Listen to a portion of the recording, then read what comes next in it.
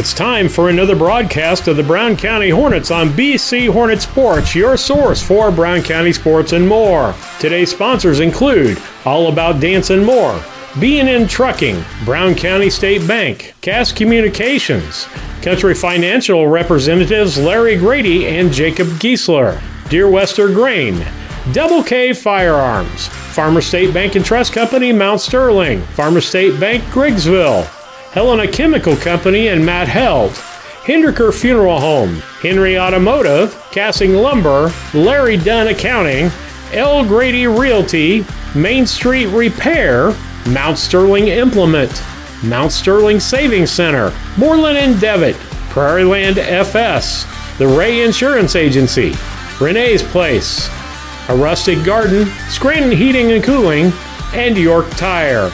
Now we'll join the broadcast on BCHornetsports.com, your source for Brown County sports and more. Good evening, everyone, and welcome to BC Hornet Sports, your source for Brown County sports and more. Steve Surratt with you. Kevin Dieterle doing stats tonight as John Rohr is off, and Robin Northup back doing the camera for us again tonight. And I want to welcome everybody here to the broadcast. It's homecoming here in Brown County, Kevin, and against Beardstown for our homecoming game. You're listening to the Scranton Heating and Cooling pregame show brought to you by the Comfort Man at Scranton Heating and Cooling. They service all geothermals, furnaces, air conditioners, heat pumps, and ductless mini split systems. Call the Comfort Man 773-2626 or visit them on the web at comfortman.com. Kevin, doesn't seem like a fall night tonight, does it? I'll tell you what, yeah, I got my car on the way here, and it still said 91. So, no, not typical September weather, but, beautiful night. Sunset looks real nice, and the field, wow, the field looks amazing tonight. Sting Squad does a great job with this field. We are spoiled. Folks, if you go to other fields, there is no other fields that are kept in this kind of shape, and that's why they get an award almost every year from an association for what they do with the football field, and so thankful for that, and the people that put the time and effort in. Makes our broadcast wonderful. We've been some places where you couldn't see what yard marker it was on the other side, and here there's no problem seeing what yard marker it is on the other side. They've got the 20 distinguished out between the rest of the lines. They got the 50 distinguished out, so you can just tell by sight what those are. And what a great job that they do. We're glad, too. Your views tonight on YouTube come from the end zone camera, from the coaching staff, and then from Bob Kennedy's camera, also the coaching staff camera. And then we've got one at the 50-yard line for you. It's our 170-degree camera. And for those of you that look after the game for the videos, they are not on after the ball game. You got to watch it live. If you want to request a copy of the video, unless you're an opposing coach, we'll make you a DVD of that if you want. But we're glad that you could join us tonight. Kevin alongside doing stats. His first time for stats, so fans be nice to him. Right? It's his first time out of the box for doing football and doing stats. You should have seen Dayton Flessner's eyes tonight on a JV football game that I put the sheets in front of him, and he realized he had to do the sheets too. Well, hey, if Dane Flessner can do it, I feel real comfortable. I'm gonna be able to make it happen. Love you, Dane. Love you. Yeah, and I noticed Candace didn't back out on the air. I said, I was broadcasting that day a junior high baseball game, and I said, it's not too late. I love Dane and everything, but I just want to let you know it's not too late. No, she didn't run, and congratulations to them.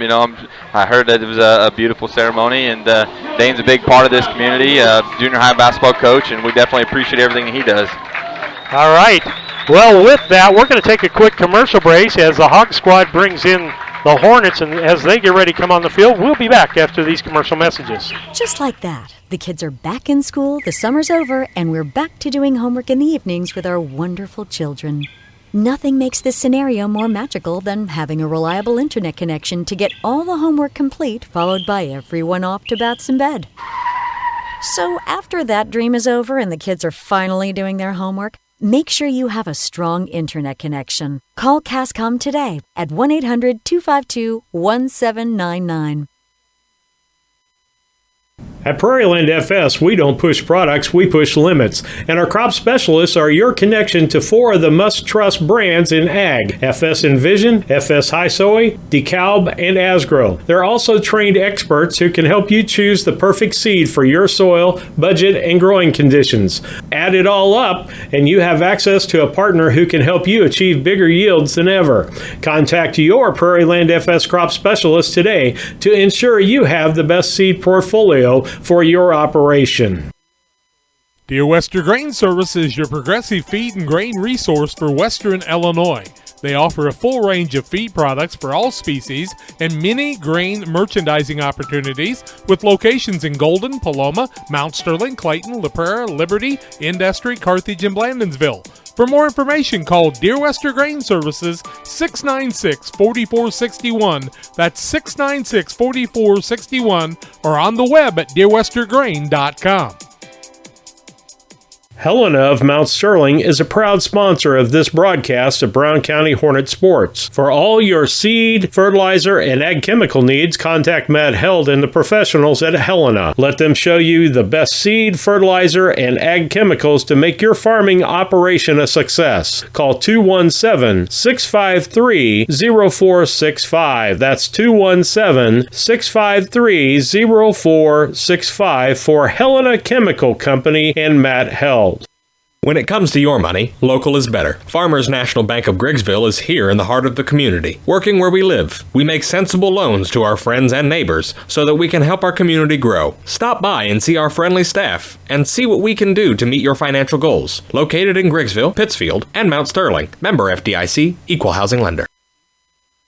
This is Brandon Kindhart with Double K Firearms. Have you ever been in a big box store and saw something you just couldn't live without, only to find out the employee has no idea what he's selling? You know, the same guy that was behind the deli counter the day before. At Double K Firearms, we treat you like family and want you to enjoy your experience while you're here. We buy, sell, and trade new and used firearms and much, much more. We offer an amazing selection and extremely competitive price. We would love to get you set up with whatever it is you're looking for, whether it's for hunting, recreation, or just adding to your collection. That's Double K Firearms, 212 East Main Street, Mount Sterling, or call 217-430-7523. And remember, always support local, and the best time to buy it's when you see it.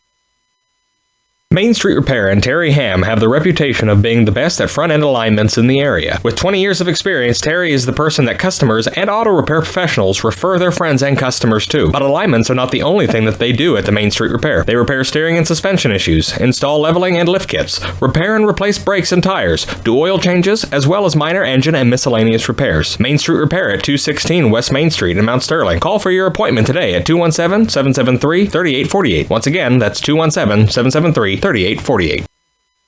Casting Lumber Company, your do-it-best quality paints dealer, mixes unique paint colors for any project. Bring a sample of your pillows, curtains, or other items, and Castings will scan them into their computer. Mix your unique color of do-it-best quality paint and save the information. Need a special gift? Castings Gift Department has gifts for everyone. Casting Lumber Company, hometown family-owned lumber and hardware store, supporting hometown schools and families for 45 years. Route 99 South, Mount Sterling. Call 217-773-2611. Steve Surratt, Kevin Dieterle back with you on the broadcast on BCHornetsports.com, your source for Brown County sports, on the MixLR app, on YouTube tonight with Robin Northrop doing that for us. And you can go to our website and find the broadcast, either audio or video. One of them will be Station 1, that's our audio. And the other one, you'll see the YouTube logo on our logo, and that's where you click to find the site where you can go watch the live videos. We're glad that you could be aboard with us tonight. It's the Scranton Heating and Cooling pregame show. Call the Comfort Man at 773-2626 or visit them on the web at comfortman.com. Let's take a look at the B&N Trucking starting lineups tonight, brought to you by B&N Trucking, your locally owned and operated trucking company since 1999.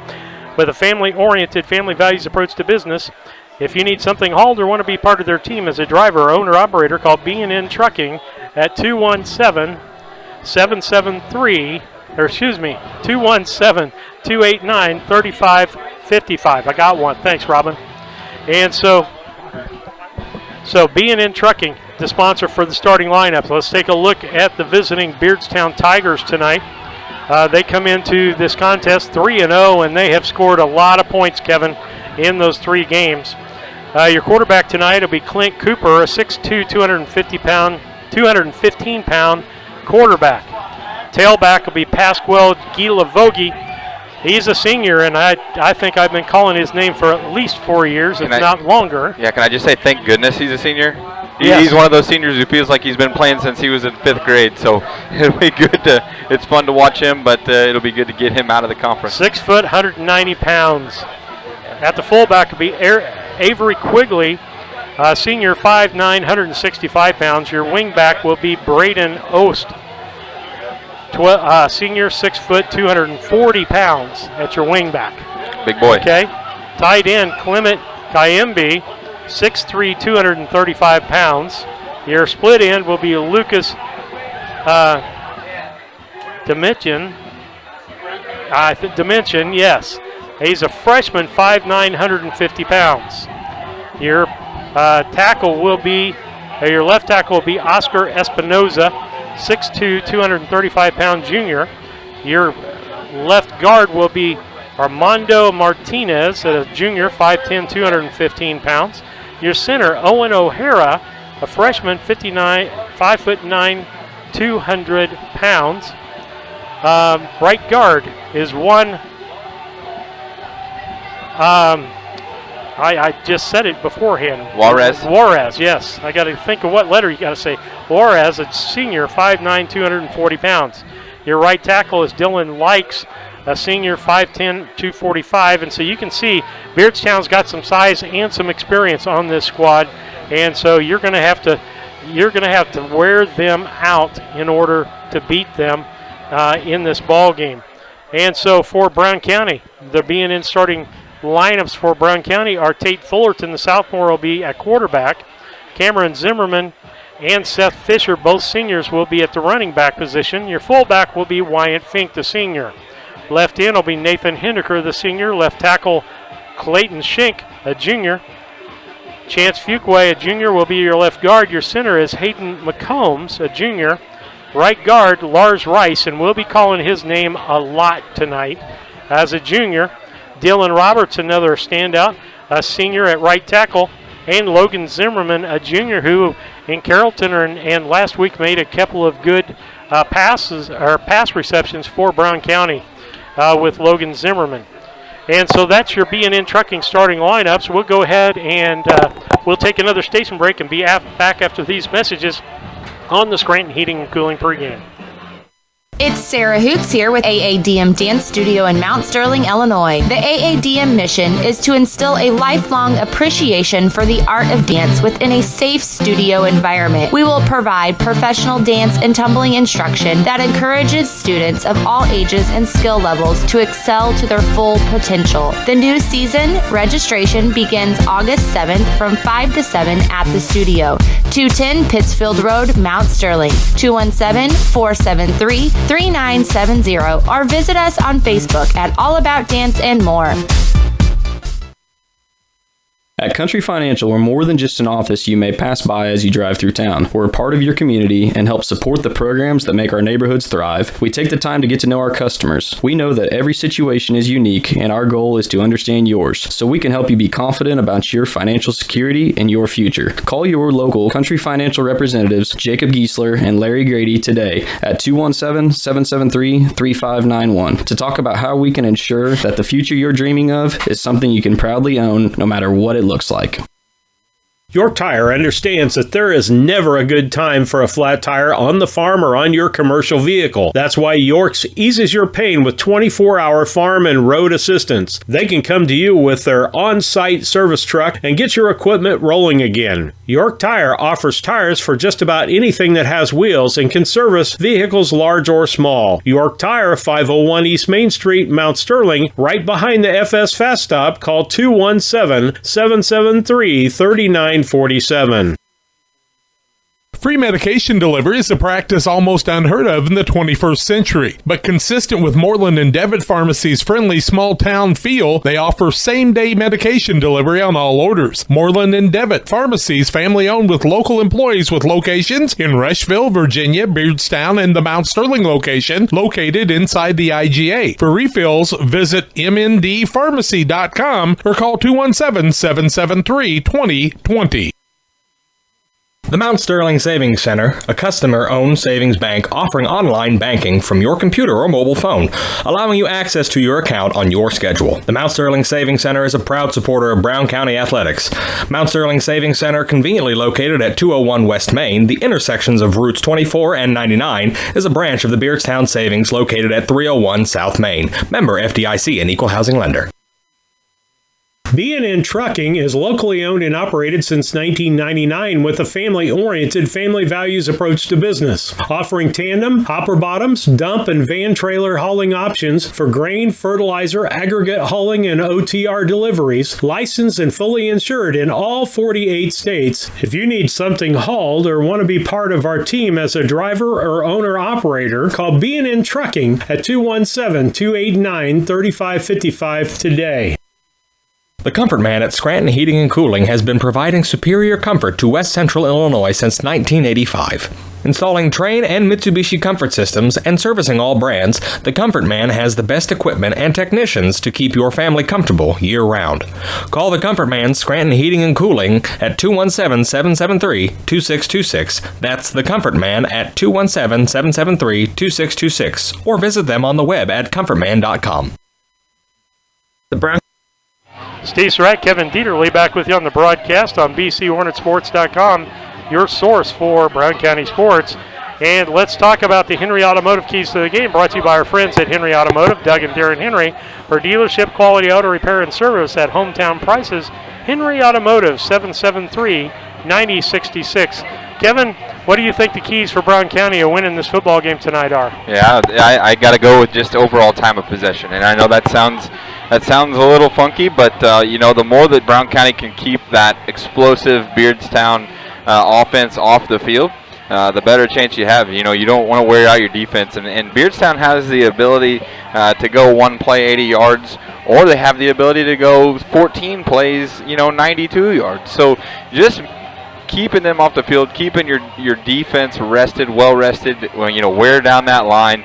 I think that, that's really the only key for Brown County tonight. Play good defense when you get the chance. You have to keep the ends sealed up, and you cannot let that explosive offense with Gilavogi and Quigley get outside, because when you let those two get outside, and there's more than just those two, when you let them get outside, you're going to be in deep, deep trouble, because overall our defensive speed is decent. I wouldn't say it's on the quicker side of the ball. I would say that we can have the ability to take good angles, but we're never going to run those guys down. So once they get outside, we're in big trouble.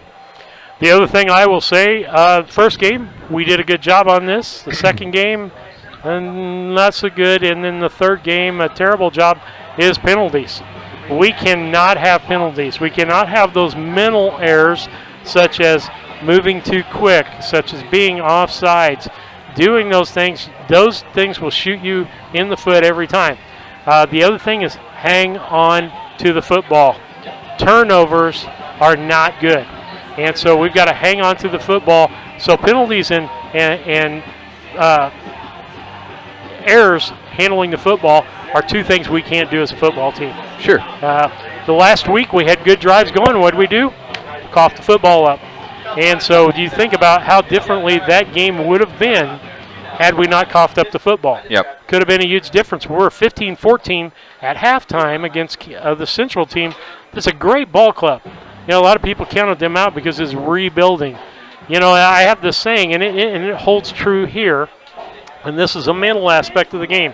Tradition does not graduate. Let me repeat that. Tradition does not graduate. When the seniors come up from juniors, their expectations are they need to do what better or as good as the past teams have done. It doesn't make any difference what their past is. This is their time, not somebody else's time.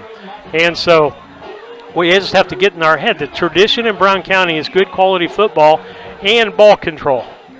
Now, I will tell you the other key to the game for me tonight is in the play calling from the coaching staff. We've got to mix things up, but we've got to go to the horse that we need to ride at the time we need to ride it. A couple of weeks ago in Carrollton, what we saw, we needed less than 2 yards, and the man on the field who got more than 2 yards every carry was a fullback, Mr. Fink.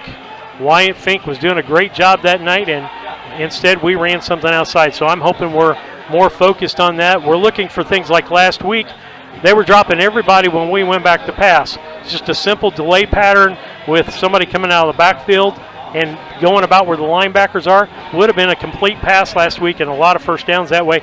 That brings the defense forward. So those are the things, from the coaching staff they have to do. On defense, we got to contain. And if we don't contain with Guy Lavogie in that backfield, we're going to see some long touchdowns. It'll be a long night. And he's quick. When he gets the corner turned, he's gone. Yep.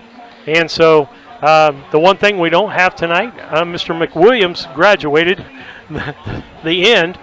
That kid could flat out run. You did not want him to get a short pass, long pass, any kind of pass. Sure. And he's got a younger brother on this team that's not starting on offense. So I don't know, how things, what his future is with this team. But when you said McWilliams in the past, it's been for pass receptions. So those are the Henry Automotive keys to the game, brought to you by Doug and Darren Henry at Henry Automotive, 773-9066.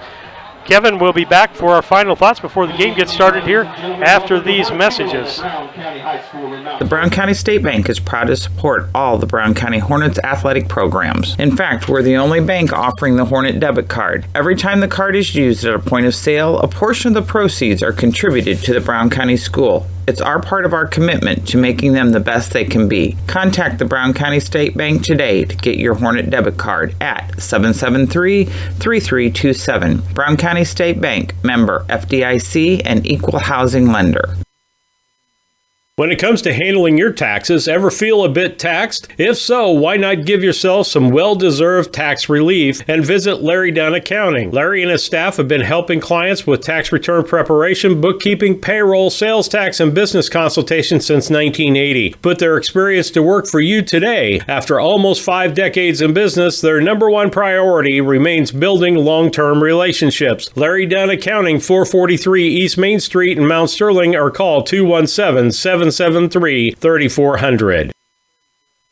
The Hendricker Funeral Home, located at 406 South Capitol Avenue in Mount Sterling, serving Brown County and the surrounding area for over 40 years. The Hendricker Funeral Home is a proud supporter of Brown County athletics. Jamie and Tracy Hendricker and their staff are proud of their attention to detail, the variety of choices and dignity given to each and every family they serve in their time of need. For more information, visit them on the web at hendrickerfuneralhome.com or give them a call at 773-3362. Once again, that's 773-3362.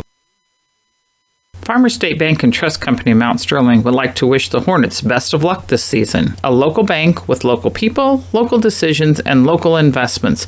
The Farmers State Bank and Trust has been serving the financial needs of Brown County for over 100 years. Visit them today for all your banking needs at the main bank in Mount Sterling, the For Sales branch, the Timewell branch, or the branch located inside the IGA in Mount Sterling. Farmers State Bank and Trust Company, member FDIC and equal housing lender. The Ray Insurance Agency is an independent insurance agency in Mount Sterling. We offer competitively priced insurance products that fit the needs of you and your family. We specialize in personal, commercial, and agribusiness insurance products. So call me, Brad Cassing, today at 217-773-3851 for a free quote and risk assessment. We are located at 128 West Main Street in Mount Sterling. Our phone number is 217-773-3851. Just like a coach preparing their team for a new season, Doug and Darren, your ASC certified technicians at Henry Automotive, will make sure your vehicle is ready for whatever season is ahead. Henry Automotive provides dealership quality auto repair and service at hometown prices. Henry Automotive, located at 1157 690th East Street in Mount Sterling. Just turn north at the KC Hall onto Damon Road, drive 1.8 miles, and look for the big blue and yellow sign, or call Henry Automotive at 773-9066. A rustic garden. Steve Surratt, Kevin Dieterle back with you on the broadcast, trying to answer some questions. Our record is 1-2. Beardstown's 3-0. We had a good opener against Pleasant Hill, 40, and won that game handily against them. I think it was 48-15, something like that. Yep. Lost the second game to Carrollton. The good part about the Carrollton game is there was low scoring in the second half, so we made adjustments, but we had a really bad first half. Last week, the wheels fell off last week. That's all I can say to that one, Kevin. The wheels fell off against a really, really good Camp Point Central team. Let's not take anything away. The last 3 weeks you've played a Pleasant Hill team who is probably in a rebuilding year. Not the tradition there in Pleasant Hill that they wish for. Then you go down to Carrollton, very tough. A lot of tradition there. State championships just a few years ago. Then you go to Camp Point Central. I mean, you're talking about, and then you run into a Beardstown team tonight that's ranked 5th in 3A. You're talking about a buzzsaw after a good opening game against Pleasant Hill. So there's nothing for Brown County to be down about. Right now, tonight, you got to focus on what's in front of them, which is homecoming.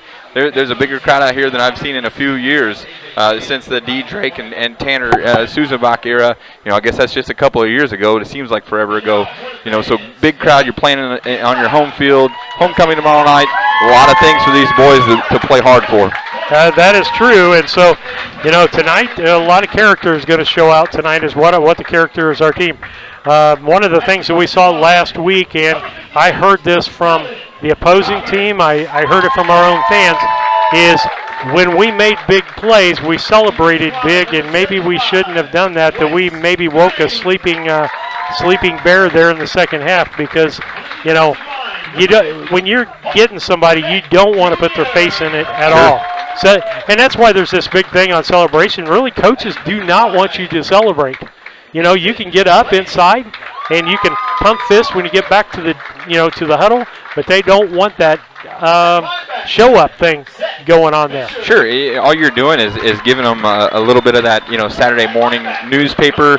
Hey, look what they said about you. Look what they're doing to you right now on your home field. You don't want to give them any fire in their belly that they probably had before, and you just kind of brought it to the top of the surface. So it will be a big deal tonight. You want to keep the momentum on your side if you're Brown County. You want to keep Beardstown at bay. So that's a big deal for them tonight. Celebrate after the game, after a big W. But you want to make sure you keep it pleasant on the field and have a great football game tonight. And so the band's out there, I think, to play the fight song for Brown County as we're getting ready to play here, and the players are being announced for Brown County, and we'll go through the starting lineup again, brought to you by B&N Trucking for Beardstown and Brown County. Clint Cooper, the senior, 6'2", 215-pound senior, will be a quarterback. Pasquale Gila-Vogie, the senior, 6 foot, 190-pound at the tailback. Fullback will be Avery Quigley, senior, 5'9", 165 pounds. The wingback will be Braden Ost, senior, 6 foot, 240 pounds. Tight end, Clement Kayembe, 6'3", 235-pound junior. Split end will be Lucas Dimension, freshman, 5'9", 150 pounds. The left tackle will be Oscar Espinoza, junior, 6'2", 235 pounds. The left guard will be Armando Martinez, junior, 5'10", 215 pounds. The center, Owen O'Hara, a freshman, 5'9", 200. Then Juan Juarez will be your senior, 5'9", 240-pound right guard. Your left tackle, or your right tackle, will be Dylan Likes, a senior, 5'10", 245. And that is your starting lineup for Beardstown. Here's your Brown County Hornets on the B&N Trucking starting lineups. It'll be Tate Fullerton. He'll be a sophomore at quarterback. Cameron Zimmerman, a senior, and Seth Fisher, a senior, at your running backs. Wyatt Fink, and he'll be a guy to watch tonight because success goes where Wyatt Fink goes. If he's carrying the ball well, we've got that middle covered, so they have to stack in the middle, and the outside opens up. Nathan Hendricker, senior, starting at left end. Left tackle is Clayton Schenk, a junior. Left guard is Chance Fuquay, a junior. You'll hear his name called a lot tonight.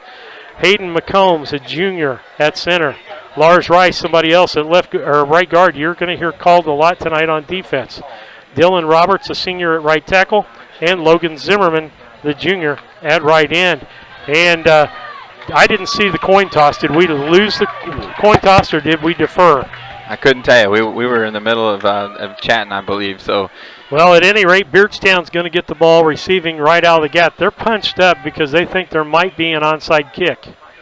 Nathan Hindeker going to be doing the kicking, getting some instruction from the official. And that's probably you don't go until I blow the whistle. We got Gila Vogie and Quigley back to receive for Beardstown tonight. The up men for them tonight will be Lawrence Dimension. He's one of the up men, and Grant.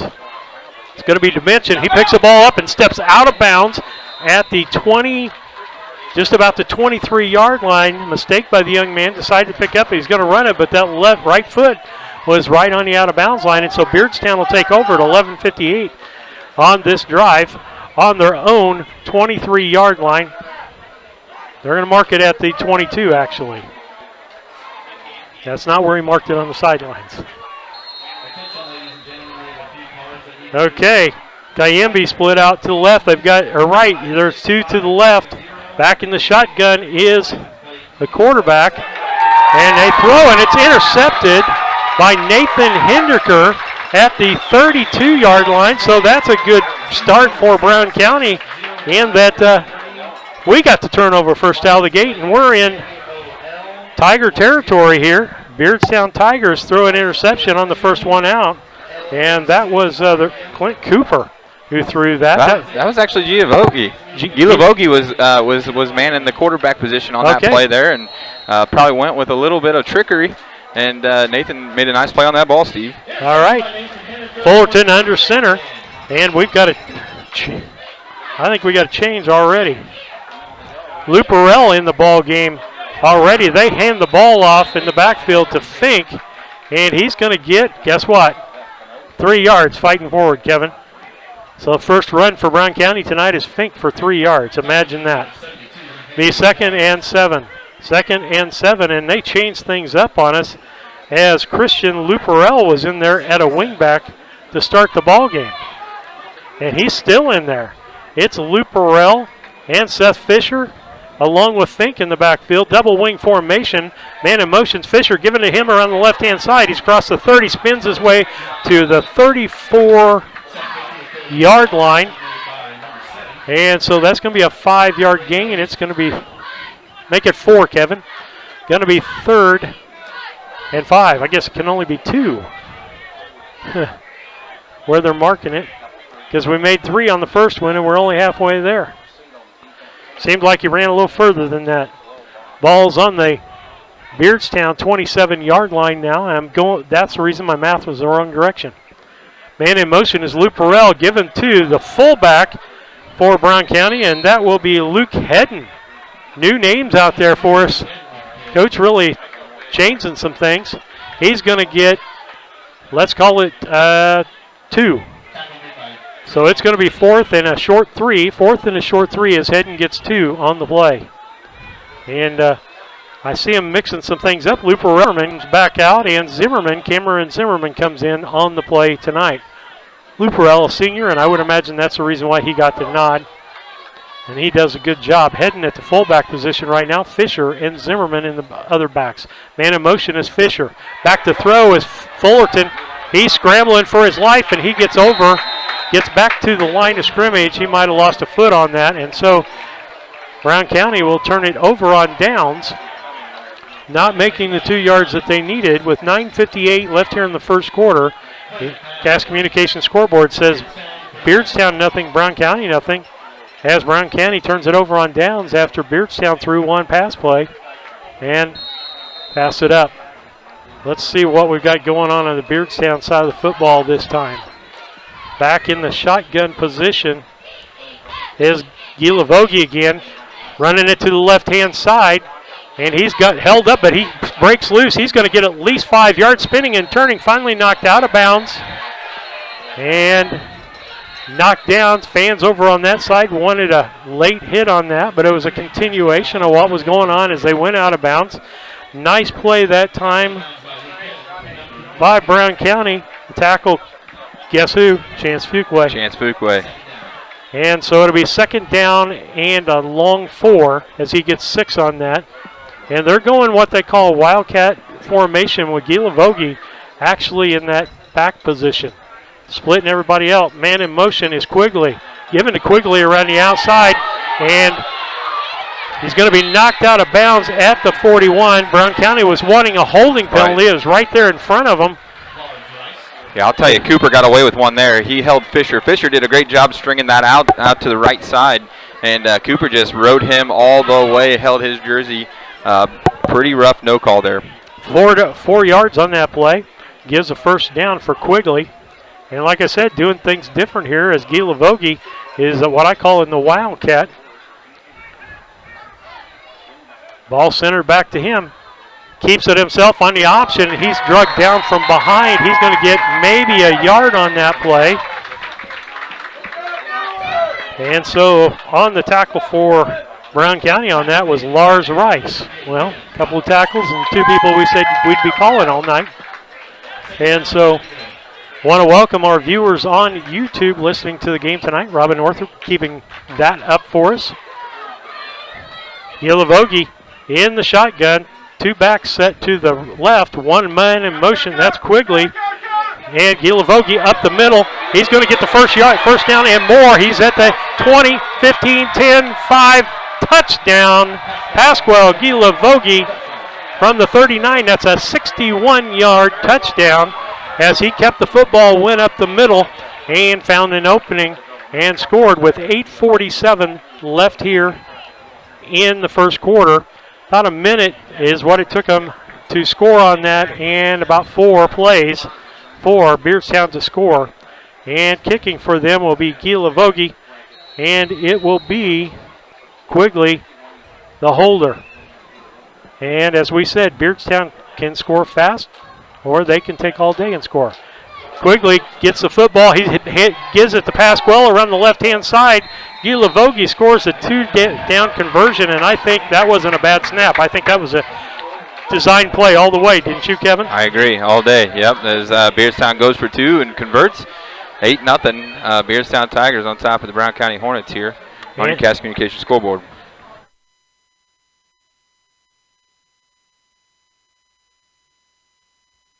A Rustic Garden ships home and garden accents coast to coast, right from its location in Mount Sterling. The folks there customize each sale by painting unique and vintage colors to match the look of the home or flower garden. Shop A Rustic Garden. Dear Western Grain Service is your progressive feed and grain resource for Western Illinois. They offer a full range of feed products for all species and many grain merchandising opportunities with locations in Golden, Paloma, Mount Sterling, Clayton, La Prairie, Liberty, Industry, Carthage, and Blandonsville. For more information, call Dear Western Grain Services 696-4461. That's 696-4461 or on the web at dearwestergrain.com. Just like that, the kids are back in school, the summer's over, and we're back. Steve Surratt, Kevin Dieterle back with you on the broadcast as 8:47 left in the first as Pasquale Gila Vogie scores a 61-yard touchdown and then scores a conversion out of a fake field goal or an extra point formation. He'll kick off the football for, it'll be Clement Kayumbi, and no, they squib kick it with McWilliams actually kicked that ball, but Brown County recovers as Fink was up front. And they'll take over 1st and 10 at the 50-yard line. 8:34 left on the clock here in the first quarter. Again, the Cast Communication scoreboard shows Beardstown 8 and Brown County nothing. And Brown County's had an opportunity here. They got the pass interception from Gila Vogie on the first play from Beardstown. Double wing formation, Fisher and Zimmerman with Fink at the fullback position. Man in motion with Fisher. It's given to Fink up the middle. He spins and turns, falls forward, and he's going to get 4 on that, Kevin. Almost, we'll call it 5. I'm just going to make it 2nd and a long 5. But he's like a pinball machine. He's low to the ground, and he just pops from bumper to bumper. It's like a old pinball machine, hitting the things. He's got that old school fullback frame for sure. He's tough to bring down. You don't want to go up top on him. You got to take out his legs. And so, second down and a long 5 for Brown County. It's actually 2nd and 6. Ball handed to the second man through. That's Fisher. He's going to get a yard, and that's all he's going to get. He's going to get him to the 45, 1 yard on that play.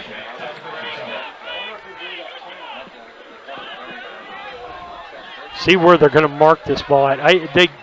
They put their foot in one spot and then mark it someplace else. Yeah, it looks like there was no gain on that play. And maybe so half a yard there. Maybe a half a yard. That's the half a yard we gave Fink on the last play. So it'd be 3rd and 5. 3rd and 5, 7:30 left here in the first quarter on BCHornetsports.com. Double wing formation. Hindeker split on the left-hand side. Back to throw is Fullerton. He's looking at Hindeker in the flat and overthrows him. And that ball needs to be thrown in. It was thrown to his left shoulder on a kind of a button hook, and it needs to be thrown to the sidelines. Yeah, and bring it down a little bit. You got an athletic Nathan Hindeker out there. He can go get it undoubtedly, but that was just a little bit coming in a little hot.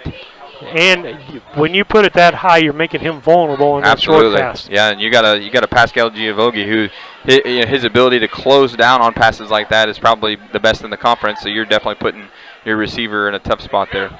4th and 5. 2 split to the right, 1 to the left. They're Hindeker back in the kicking position. He punts the ball. Nice high kick.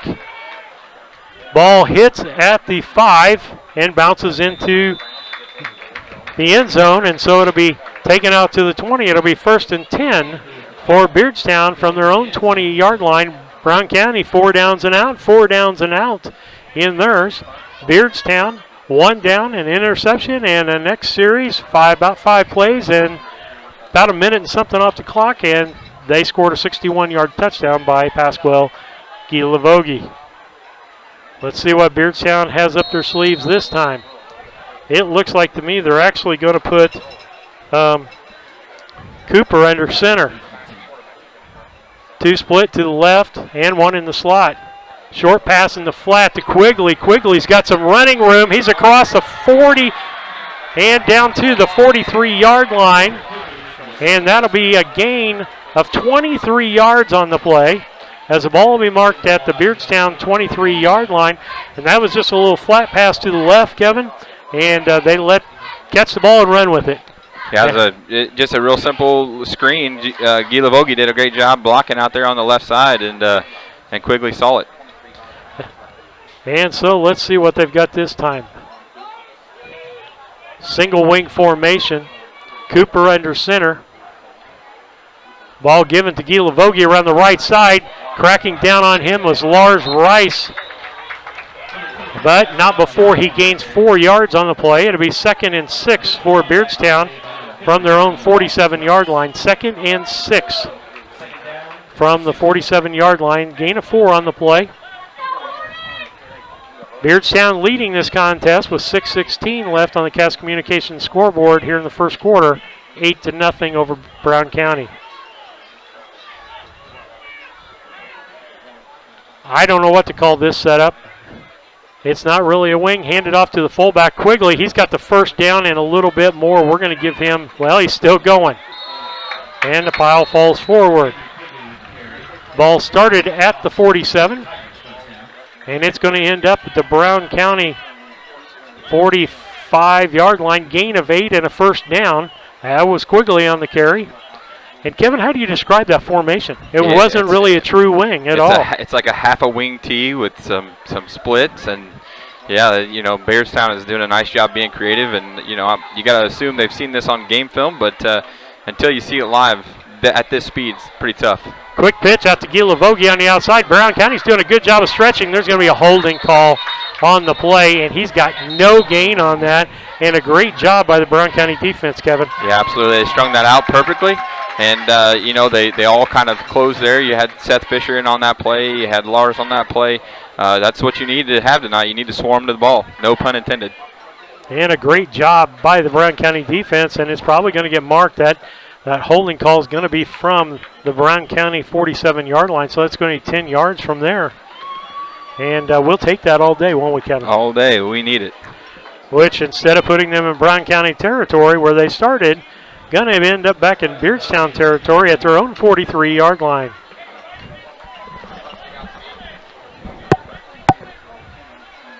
And those of you looking on YouTube can see the formations have been different. This time it's a traditional double wing formation with the fullback Quigley back there. Man in motion is Gila Vogie. And they did exactly what Camp Point Central does. They started Gila Vogie and then stopped and went back, and Brown County jumped off sides. You get a 10-yard penalty on the hold, and then you give them 5 yards back just because you're not being disciplined. 1st and 17 for now for Beardstown. And was 1st and 22. Ball sitting at the Beardstown 48-yard line. High formation, power I formation. Cooper under center, quick pitch to Gila Vogie on the outside. He's got some running room and a great block on the outside on Fisher, which sprung that open, and nobody's going to catch Gila Vogie with 4:58 left. That will be a 52-yard touchdown. So already 113 yards for Gila Vogie. More than that, on just 2 plays, he's got 113 yards. And so with 4:57 left here in the first quarter, it's Beardstown 14 and Brown County nothing. And a great block on the outside. I've got to look the guy's number. Ost made a great block on Fisher and sent him going backwards. And so that keyed up everything. Quigley holding.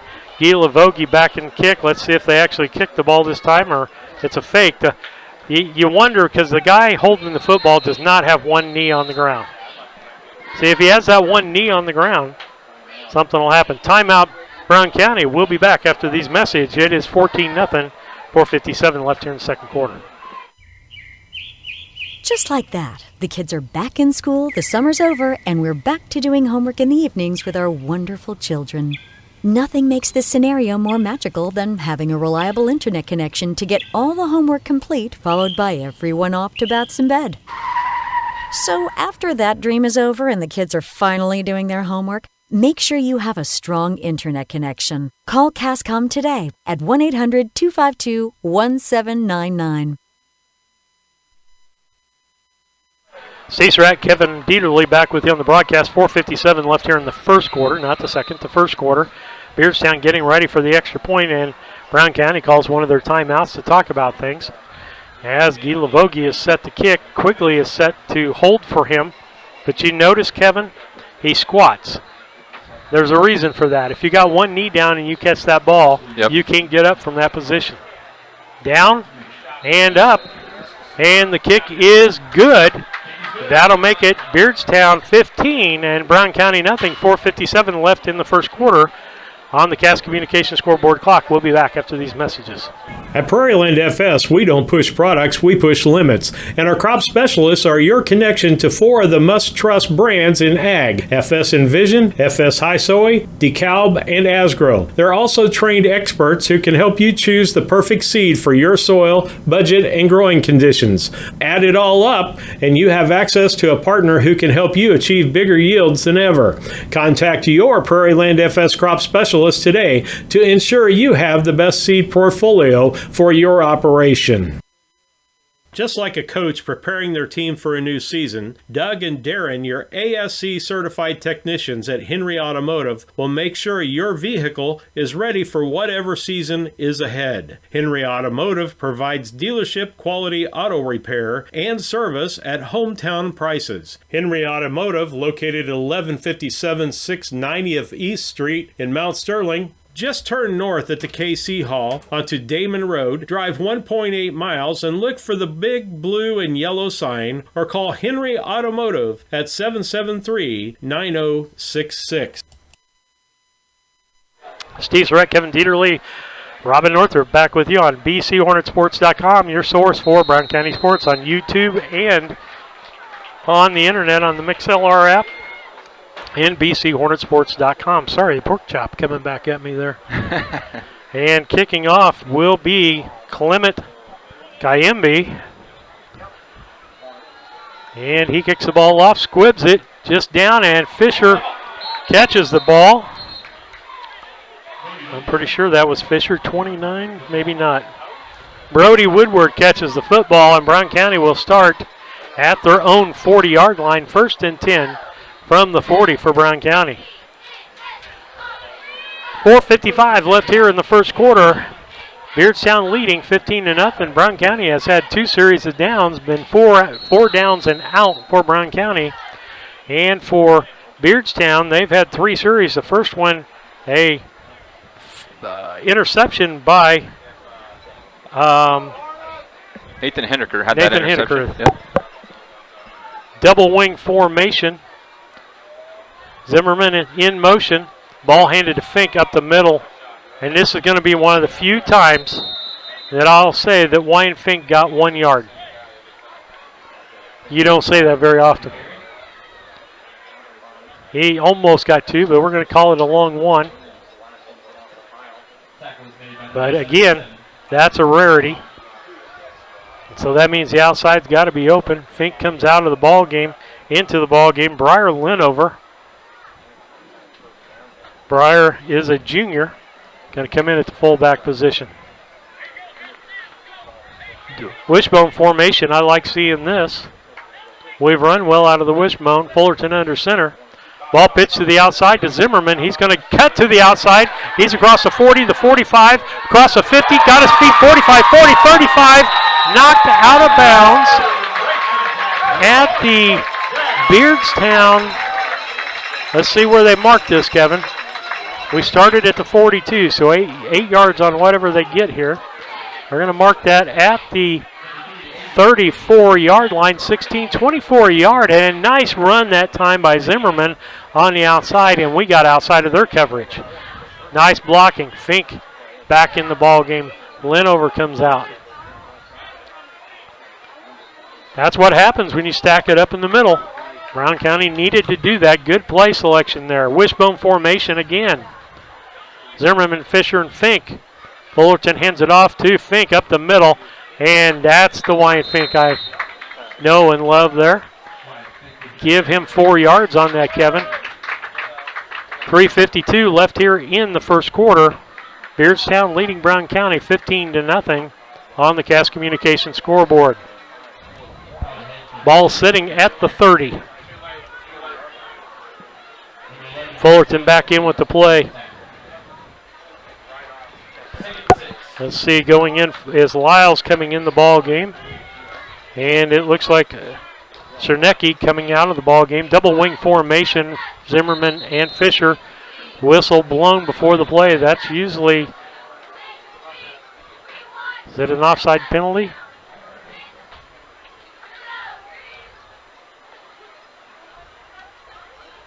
Legal procedure, Brown County, before anything happened there. So they're going to take back all 4 of the yards plus 1. It's going to be 2nd and 11. And I don't understand what the illegal procedure was before anything happened there. I could have seen an offside. Somebody lined up offsides.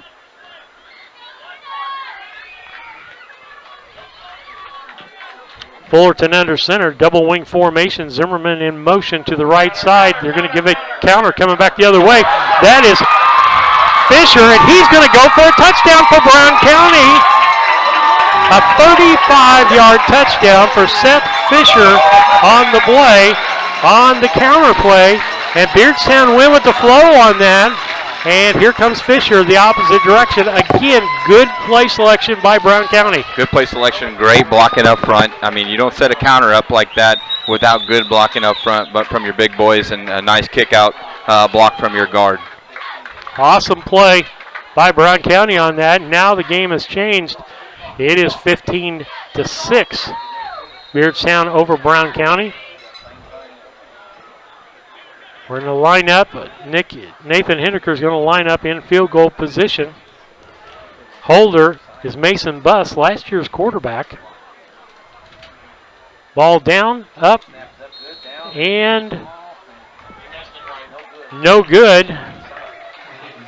And so with that, with 3:06 left in the first quarter, it's Beardstown 15 and now Brown County 6 on the Cass Communications scoreboard. We'll be back. When it comes to your money, local is better. Farmers National Bank of Griggsville is here in the heart of the community, working where we live. We make sensible loans to our friends and neighbors so that we can help our community grow. Stop by and see our friendly staff and see what we can do to meet your financial goals. Located in Griggsville, Pittsfield, and Mount Sterling. Member FDIC, Equal Housing Lender.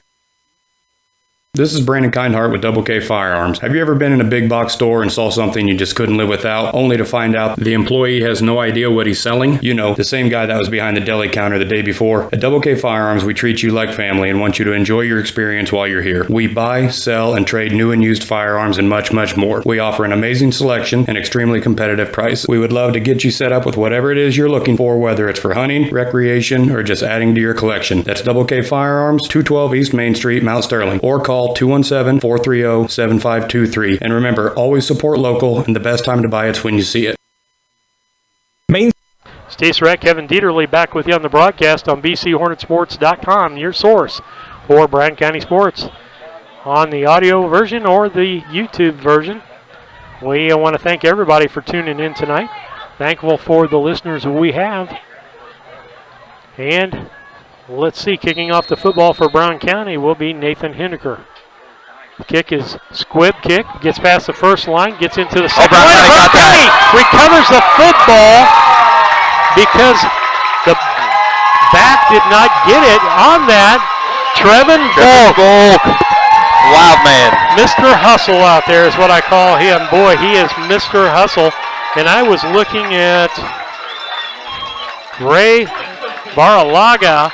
Went down for that ball, and it went right through his hands. Went right through his hands, and Trevin was Johnny on the spot there. He just dove right on that thing. It was perfect. And he hurt his elbow in the JV game on Monday, so I'm sure glad he's back out there playing. And so Brown County takes over 1st and 10 from the Beardstown 37-yard line. Ball given to Fink. He's going to spin and keep them legs a-chugging. He didn't get much at all. They didn't give him really any forward progress at all, so no gain. So guess what's coming next?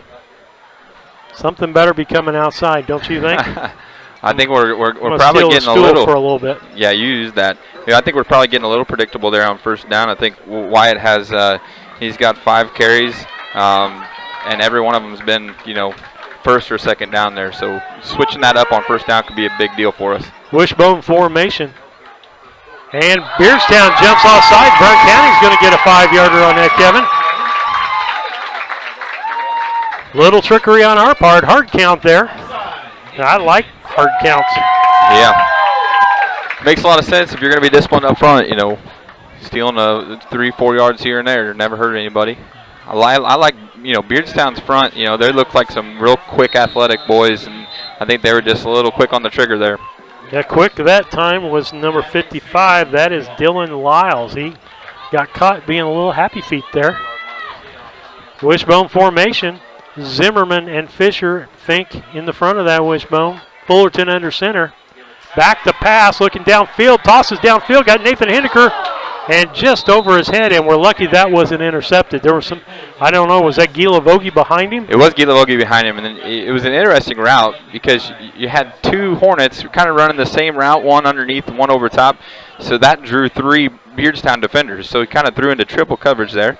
Interesting play call. Love it, though. Love the aggressive play calls.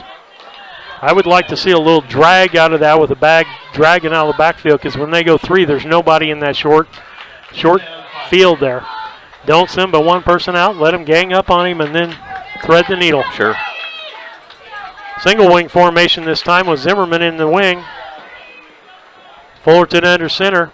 Ball given to Fisher around the left-hand side. He's going to cut it back toward the middle. He's going to get out to about, they're going to give him the 29-yard line.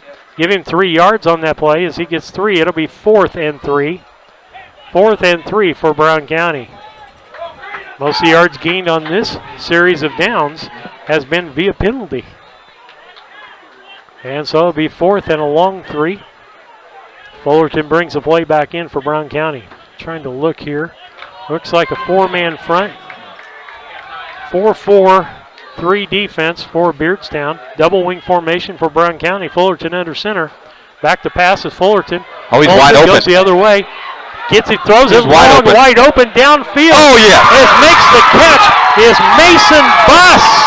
The former quarterback makes the catch as they started the roll right. He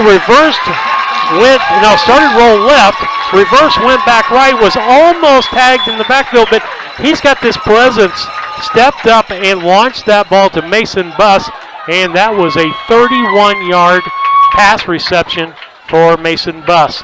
And we've got some unsung heroes tonight already in tonight's ball game, making the score 15-12. Beardstown over Brown County. Wishbone formation, going for the 2-point conversion. Fullerton under center. Pitches the ball out to Zimmerman, and nope, not going to make that.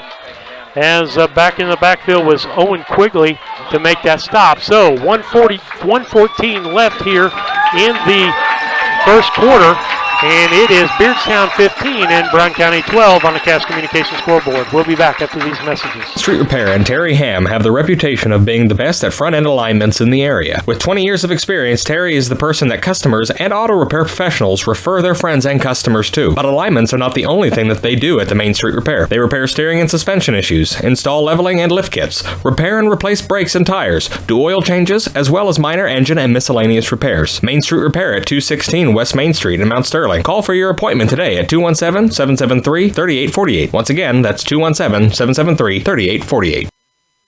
Casting.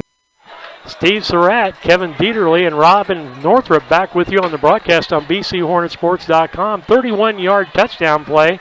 Fullerton to Buss on the catch, wide open in the end zone, and Fullerton laid it out there for him, just really nice. He did, and you love to see the senior Mason Buss on his senior homecoming have a play like that.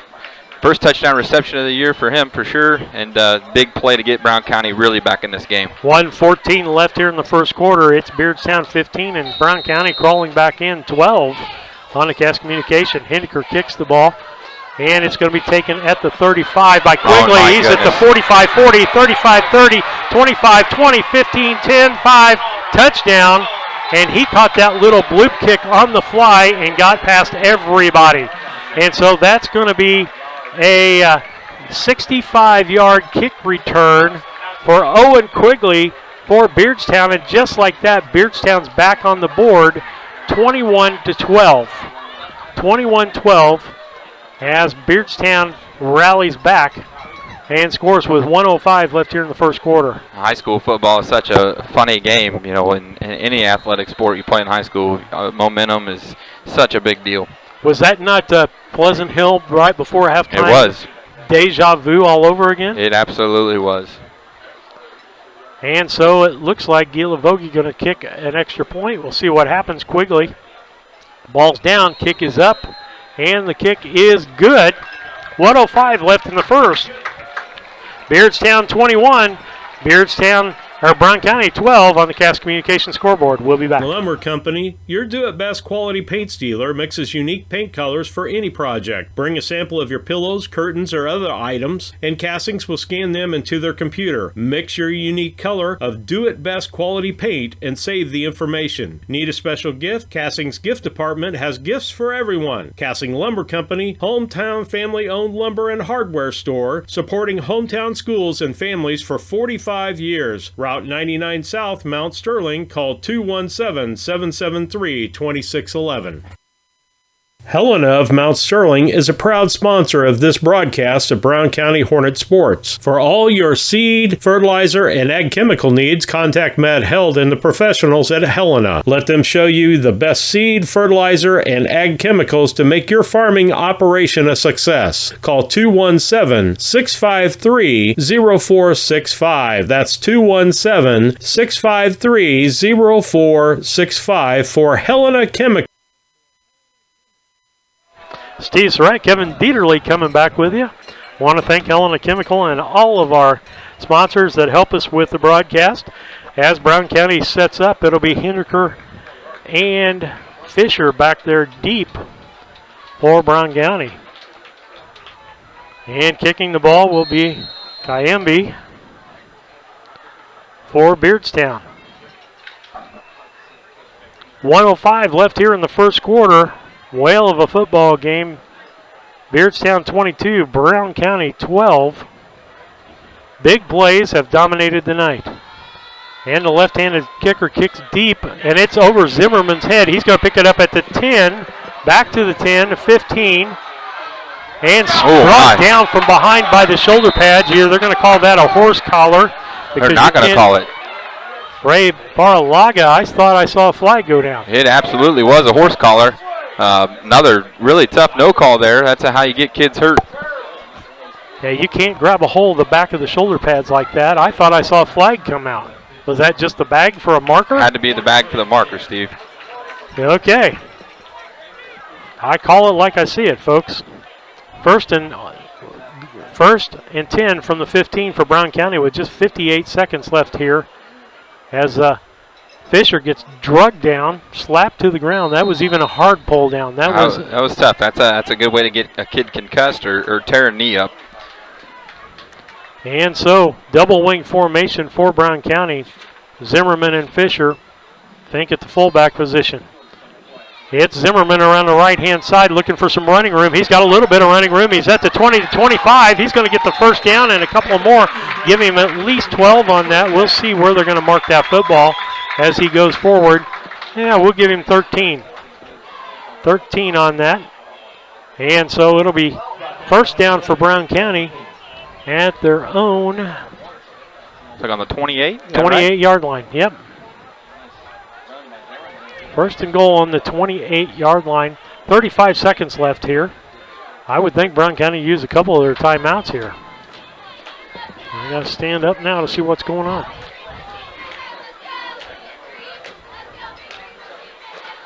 Under center's Fullerton. Second man through, that's Fisher. He's got some running room. He gets out. He gets about 8 yards on that play. And that's almost like a counter again, Kevin, coming back against the grain. And we're going to give him 9. It's going to be 2nd and 1 with 4 seconds left. 3, 2, and we're going to let time run out. So at the end of 1 quarter of play, it's Beardstown Tigers 22 and Brown County Hornets 12 as we head to the second quarter. Company and Matt Held. Hey, this is Lance Grady with L. Grady Realty, Brown County's premier residential and commercial real estate brokerage. If you're in the market to buy, sell, or rent, we would love to work with you. You can check us out on the internet at www.lgradyrealty.com, find us on Facebook, or call or text me personally anytime at 217-491-0812. L. Grady Realty, local brokers, local office, local expertise. We are Brown County's leading residential real estate brokerage. York Tire understands that there is never a good time for a flat tire on the farm or on your commercial vehicle. That's why York's eases your pain with 24-hour farm and road assistance. They can come to you with their on-site service truck and get your equipment rolling again. York Tire offers tires for just about anything that has wheels and can service vehicles large or small. York Tire, 501 East Main Street, Mount Sterling, right behind the FS Fast Stop. Call 217-773-3947. Steve Surratt, Kevin Dieterle, and Robin North are back with you on BCHornetsports.com. At the end of 1 quarter of play, it's Beardstown 22 and Brown County 12 on the Cass Communications scoreboard. Kevin, got some other scores for us? Real quick, 6-0 North Green over Pleasant Hill, 8-0 Triopia over Unity, and also 14-0 Camp Point Central over Route right now. All right. Fullerton gives it to Fink on first down again, and he's going to get first down yardage. I should say gives it to him on second down, which we've been doing, and we're going to give him 2 yards. Needed 1 on the play, and that's all we needed on the play. And so it'll be 11:50 left here in the second quarter. Brown County now at their own 40-yard line. Let's see what happens here.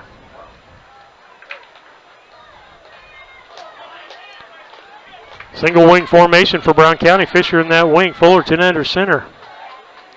Beardstown stacked up in the middle. Around the outside, Zimmerman, and he's going to be brought down by Kiambe on that play. And I mean, Kiambe was in the backfield. Quick. Yeah. Yeah, for a guy that is 6'3", 235, He moves. Yeah, he moves. He got in the backfield before the ball was hardly snapped. He was back there, so the line's got to sure up there. Big loss. That's in that end position. He's beating his man on that end. And so Fisher didn't have an opportunity, or Zimmerman didn't have an opportunity to get outside. 10:54 left here, second quarter, 22-12. Beardstown over Brown County in high school football. WIVC North, Beardstown 3-0, Brown County 1-2. Fisher, and it looks like we've got a change back there. Nope, it's Zimmerman, and he fights his way to the 40. He's going to get the yardage back that he lost on the last play, so it's going to be 3rd and 10. He gets 5 yards on that play. Lost 5 on the play prior to that. And so it'll be 3rd and 10 for Brown County. Let's see what the Brown County coaching staff has up their sleeve for this one, Kevin. You want to make sure that you're taking care of, your field position here too. So, you don't want to get too crazy because you are on Beardstown's end of the field. What I would like to see here is Nathan Henniker lining up in a slot position and breaking late after everybody's gone, but that's not going to happen. Double wing formation. Man in motion is Fisher. Back to Kiambe again. Is Kiambe to get Fullerton, and there should have been a late flag there. He was already on the ground. And again, not. And we're going to lose 5, 10, 15 yards on that play. So we lost 15, so it's going to be 4th and 25, and I would imagine we're kicking this time. And so we're at a loss right now. Had a couple of good series in a row, and this one we've kind of fumbled away, not literally, but figuratively. Back to kick is Henniker. Or I should say, yep. Ball kicked short, going to hit at the 45 and down at the, bounces kind of back to the 46-yard line. Got a flag on the play.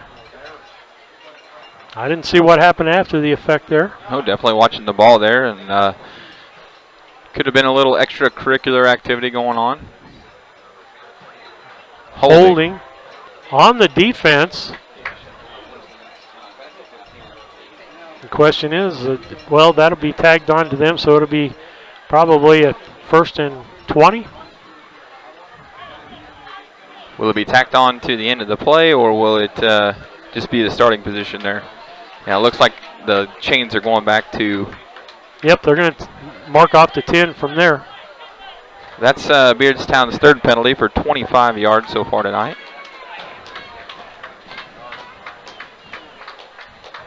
That guy Henniker, he just thinks he owns this place. He's all over the place. He's as quick as his brother. If it's not running the football, Nick could have never been that quick running the football. But I tell you what, running the sidelines, doing all the stuff he does, he's the quickest man on the sidelines. He's not even listening to me at this point. He's so totally focused on what's going on, he doesn't even know we're talking about him. About how quick you are. You weren't that quick on the football field, but you're sure quick here on the sidelines. Didn't have to be as a lineman, did you? Okay, it'll be 1st and 10 for Beardstown. As Cooper lines up, they've got what I call, well, kind of a power eye. It's an offset eye. That's what I'll call it, an offset eye.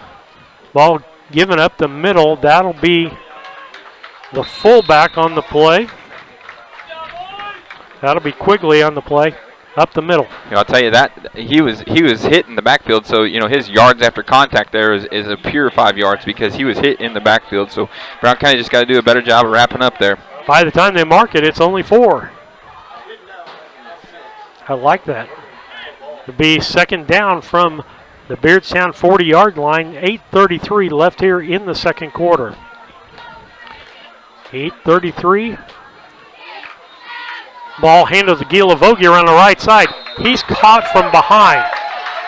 That is Fisher. I want to make sure I give credit. Fisher on that play and Dylan Roberts both on that play. Give him a yard, and that was just what he fell forward. He was hit in the backfield. So gain of 1, so it'll be 3rd and 5.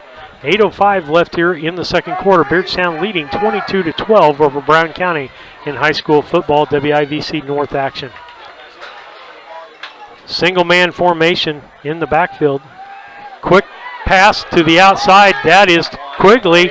And again, he's going to get the first down and more. Going to give him progress to the 50 from the 40, a 10-yard gain on that. 7:43 left here in the second quarter.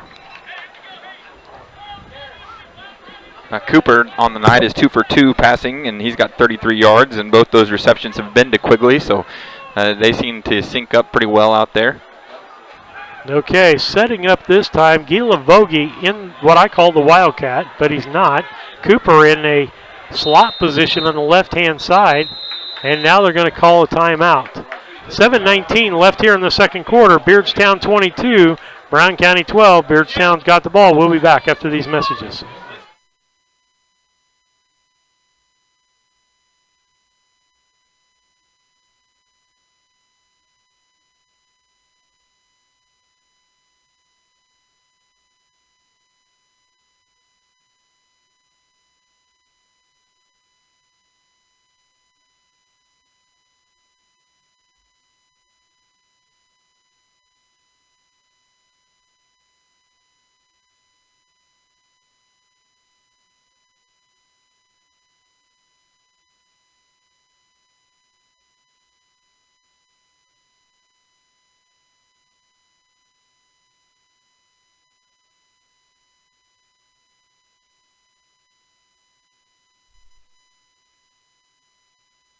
Sorry, Kevin Dieterle, Steve Surratt. Apparently a commercial didn't run there. I'm sorry for the dead air for those out there. Beardstown 1st and 10 from the 50-yard line. Gila Vogie in the shotgun, giving to Quigley around the right side. He's pushed way out by Lars Rice, but he's not going to make, he'll make the stop. Who makes that stop from behind? Was that Fisher? Somebody come racing in from behind on that, Like Kevin. Fisher, that brought him down on the sideline over there. Well, no, 25. Guess who that was? Or 75. Goodness gracious. Wes Gooding. 7:10 left. Gain of 4 on the play, it looks like. A second and a long 6. Gila Vogie back in that shotgun again. 2 on the wing to the right, 1 in the slot on the left, and a split, and the ball hits Gila Vogie, and Brown County falls on the football. I thought we had the football, but it looks like Gila Vogie got it back. We had that in our hands. Loss of about 3 on that play. The 3rd and 8. 3rd and 8. 3rd down 8, 6:58 left here in second quarter action. Gila Vogie in the shotgun. 2 wing to the left, slot to the right. Slot is in motion. That's Quigley. Gila Vogie back to the right, almost caught in the backfield by Hindeker. Going to be dragged down finally by Brown County. Chance Fuquay, one of the people over there. Nathan Hindeker almost had him in the backfield on that play. I thought Mr. Ebbing was going to jump out. He knew where the ball was going. He couldn't yell loud enough for everybody to hear him across the field. It's close, but not there.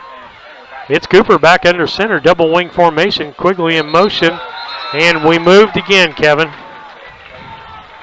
That's a tough one right there. And so they're going to get the 5-yard and the first down on the penalty. It's going to be 4th and inches. 4th and inches on the play. I think they thought they'd get a first down if that happened. In set back, almost right at the quarterback side there. And they got Beardstown to jump that time. That was old school Brown County That was right old there. school Brown County. Seen that a few times in my day. 7 men coming to the line and stopping Yep. before they cross the ball. And Beardstown flinched, and Brown County's going to get the 5 yards back. So it's going to be 4th and a long 5 for Beardstown. Kind of tit for tat there. Point of the ball on the 45 of Brown County. See what Beardstown's going to run here. I find it interesting that they've went to the Wildcat again. And Wildcat did not work out for them in the first possession. They went back to it, and they're not moving the ball as well as they have in the other 3 possessions they've had. So it's an interesting play call from the Beardstown coaching staff. Cooper under center. Single wing formation given to Gila Vogie around the right side. And there's a holding right there. Didn't get called on Fisher. And he's going to get rode out of bounds. And they're going to throw a late flag on Luke Hedden for hitting out of bounds. But there was a holding penalty way before that on Fisher. Fisher is getting manhandled and not in a proper way. And so that's going to get them the first down. They already got the first down on the play. And that'll be marked off. Let's see, ball was on the 45 and he got marked at the 39. So a 6-yard gain.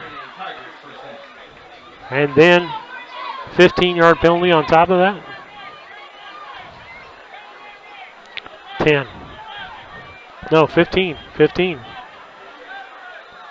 15-yard penalty puts the ball 1st and 10 for Beardstown on the Brown County 24-yard line. Cooper under center. Back to pass, looking to his right-hand side, Wide throwing open. deep for Kiambe, and he can't make the catch. Kiambe was wide open there. That's it, and Cooper laid the ball out there. It was just a really tough over-the-shoulder catch, and Kiambe couldn't haul it in there for Beardstown. And so it'll be 2nd and 10 for Beardstown, trying to get on the board quick. 5:23 left here in the second quarter. 22-12, Beardstown over Brown County on the Cass Communications scoreboard. Let's see what's going to happen. I'm trying to look. Looks like Brody Woodward back there, manned up on the split end. Back to pass, screen pass again, right-hand side to our buddy Quigley, and he's going to get yardage as usual. It was 2nd and 10. He's from the 24-yard line, and it's going to be 1st and 10. Let's see where they end up marking this football at the 10-yard line. So 19-yard gain again on Quigley on that quick screen, Kevin. We haven't yet shut that down. Power I formation. Cooper hands the ball off to the first man through. That's Quigley, and he dances into the end zone for the touchdown. 4:49 left here in the second quarter. Beardstown 28 and Brown County 12. And they took some air out of the clock on that one, Kevin. They sure did, and took the air out of the crowd as well. And so 29-12, Beardstown will go for the extra point. And so setting up for the extra point, it'll be Gila Vogie with Quigley holding.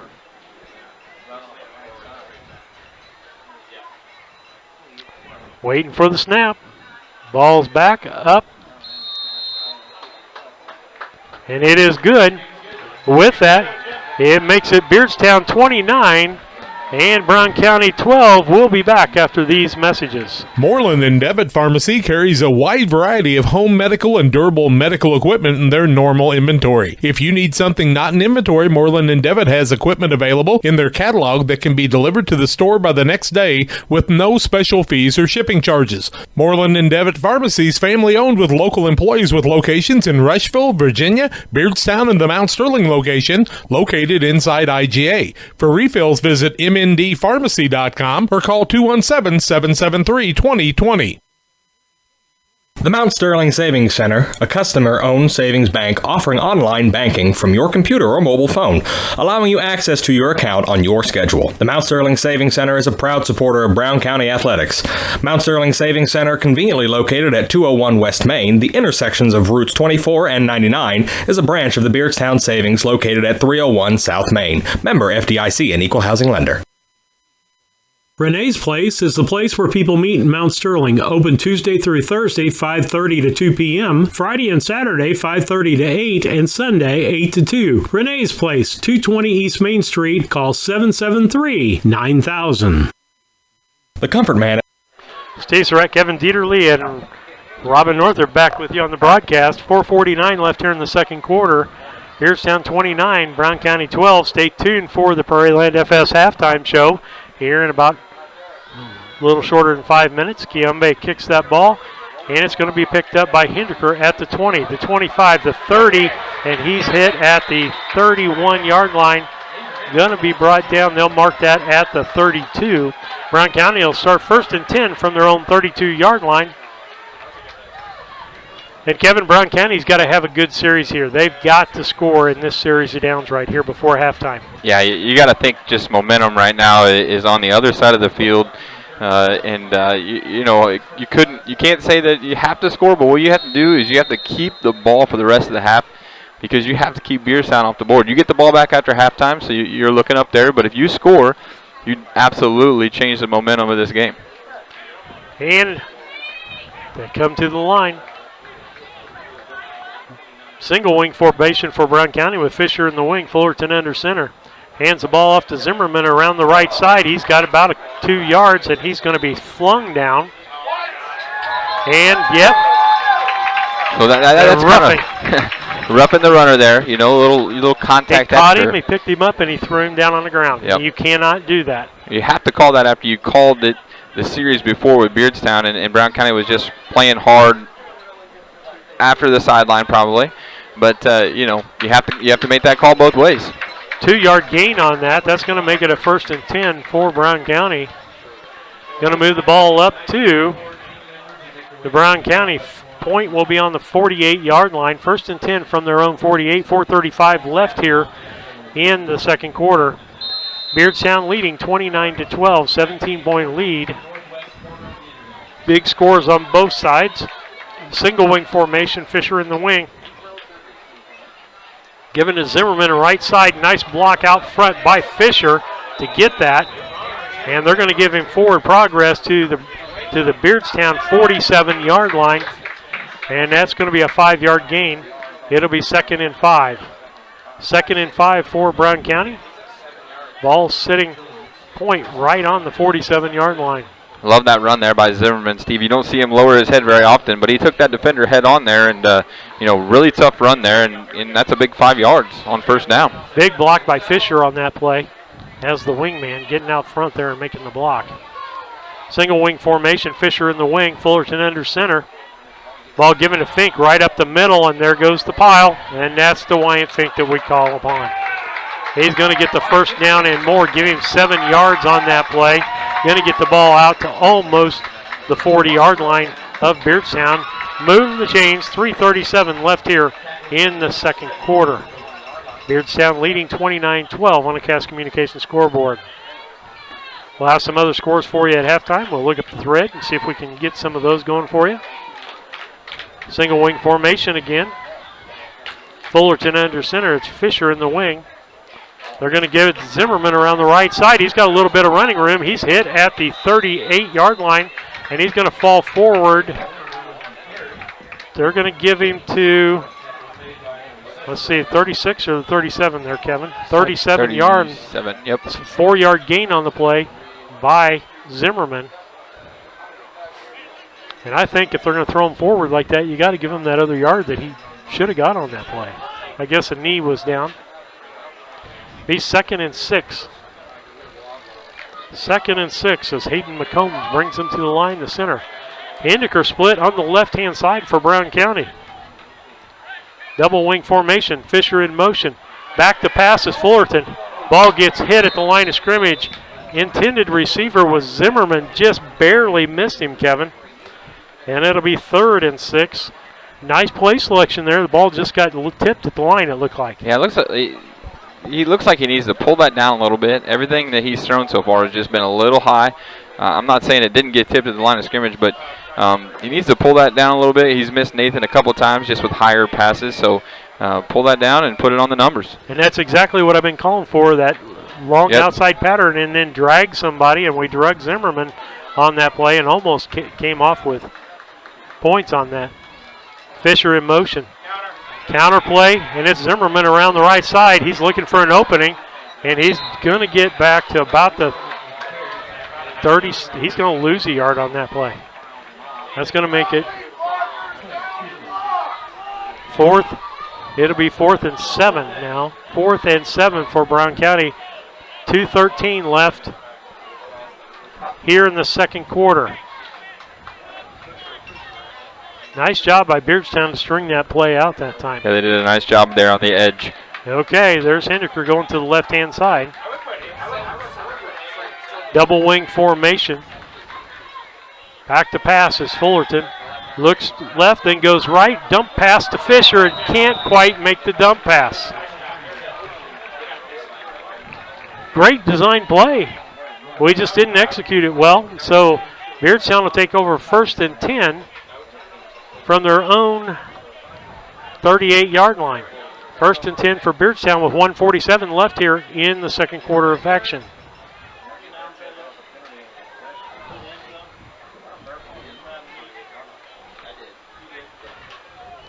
Let's see what happens here. Gilavogi in the Wildcat. Everybody else is split. I call it the Wildcat. Some people call it shotgun. He's just playing quarterback, but he runs the football out of that. He's running the right side 40, 45, 50, 45, 40 before he goes out of bounds at the 40-yard line. And so 12 and 10 is 22-yard gain by Gilavogi. I call it Wildcat because he's a running back. He's not a quarterback. And he's running the football out of that. Rarely does he hand off. Yeah, I think it's more of a Wildcat than a shotgun. The clear intention there is not to pass the ball. It's to have a multiple threat option in the backfield. 2 split to the left, 1 to the right, 1 in the wing. And Gilavogi at the shotgun right now. Trying to spread that defense out of Brown County. He runs up the middle, and he's going to be caught from behind by Wes Gooding on that play. An awesome tackle by Gooding. He just picked him up and threw him backwards. And so that's going to be 2nd and 10. 2nd and 10. Gilavogi in that Wildcat again. 3 to the right, 1 to the left. Flat pass to Quigley. Out in the flat. Cross of 35 and out of bounds at the, I'm going to say about the 30-yard line. Let's see where they marked that, Kevin. Not quite the 30. That's what they needed for a first down. So a gain of 8 on that play. Be 3rd and 2. 3rd and a short 2. 3rd and 2. And Quigley's been deadly on that. Doesn't make any difference who throws him the football. Gilavogi. Wildcat again. Man in motion is Quigley. Handed off to Quigley on the right-hand side. He's going to get the first down and more. He's going to get down to almost the 25-yard line. Let's see if they mark it at the 25 or the 26. They're going to mark it about at the 26. And so just a gain of how many yards on that, Kevin? Like 10 yards, would it? Yeah, 10 yards. Back in the shotgun. Gilavogi going to pass the football. Wings it downfield. Looking for Kiambe. Open. And goes through his hands. Good defense back there by Mason Buss on that, on the defensive part of the play. He got in enough line there. I think Kiambe can catch the ball if he's completely open. Sure. But I think if you can get a little bit of push, you can get a little bit of body in there, I don't think he can handle that. Yeah, just make it difficult for him. Most of these high school receivers, you know, they're not machines yet. You know, that's when you get to that college level. If you just make it difficult, you know, get your hands up in their face and make it a little bit tougher, they're going to struggle to bring that ball in. 1st and 15.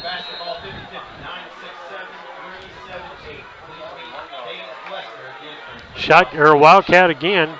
2 wings to the left, 1 to the right in motion. That's Quigley. Going to not hand the ball off to him, and Gilavogi keeps it. He's going to be down to the inside the 15. And let's see if they mark this at the 14. First down. Nope, 15, and a flag being thrown out there. I don't know what's going on extracurricular. Chance Fuquay. So there's going to be a penalty. So we got the ball at the 31. He gets down to the 15. That's going to be a 16-yard gain. And then they're going to do half the distance to the goal for some sort of unsportsmanlike penalty.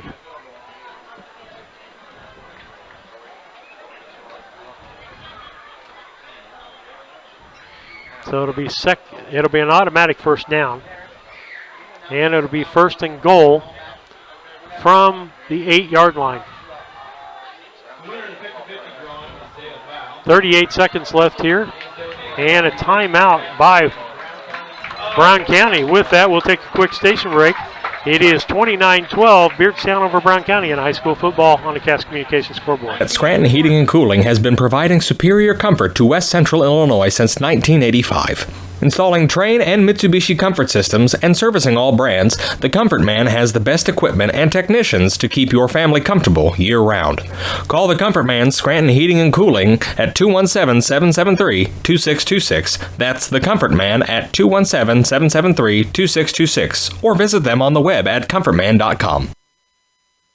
The Brown County State Bank is proud to support all the Brown County Hornets athletic programs. In fact, we're the only bank offering the Hornet debit card. Every time the card is used at a point of sale, a portion of the proceeds are contributed to the Brown County School. It's our part of our commitment to making them the best they can be. Contact the Brown County State Bank today to get your Hornet debit card at 773-3327. Brown County State Bank, member FDIC and equal housing lender. Steve Surratt, Kevin Dieterle, and Robin North are back with you on the broadcast on BC Hornet Sports. Guy Lavogie in the shotgun position. 2 to the left. Brown County tries to get them to jump, and guess what? Got them. Again, let's go old school.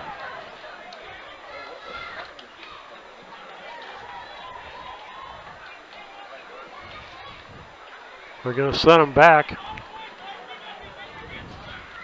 It was actually first down, but it was not goal from about the 7 or 8, and now they're going to move them 5 yards back, so it's going to be first down and 8 for them. They didn't get the first down off of that penalty.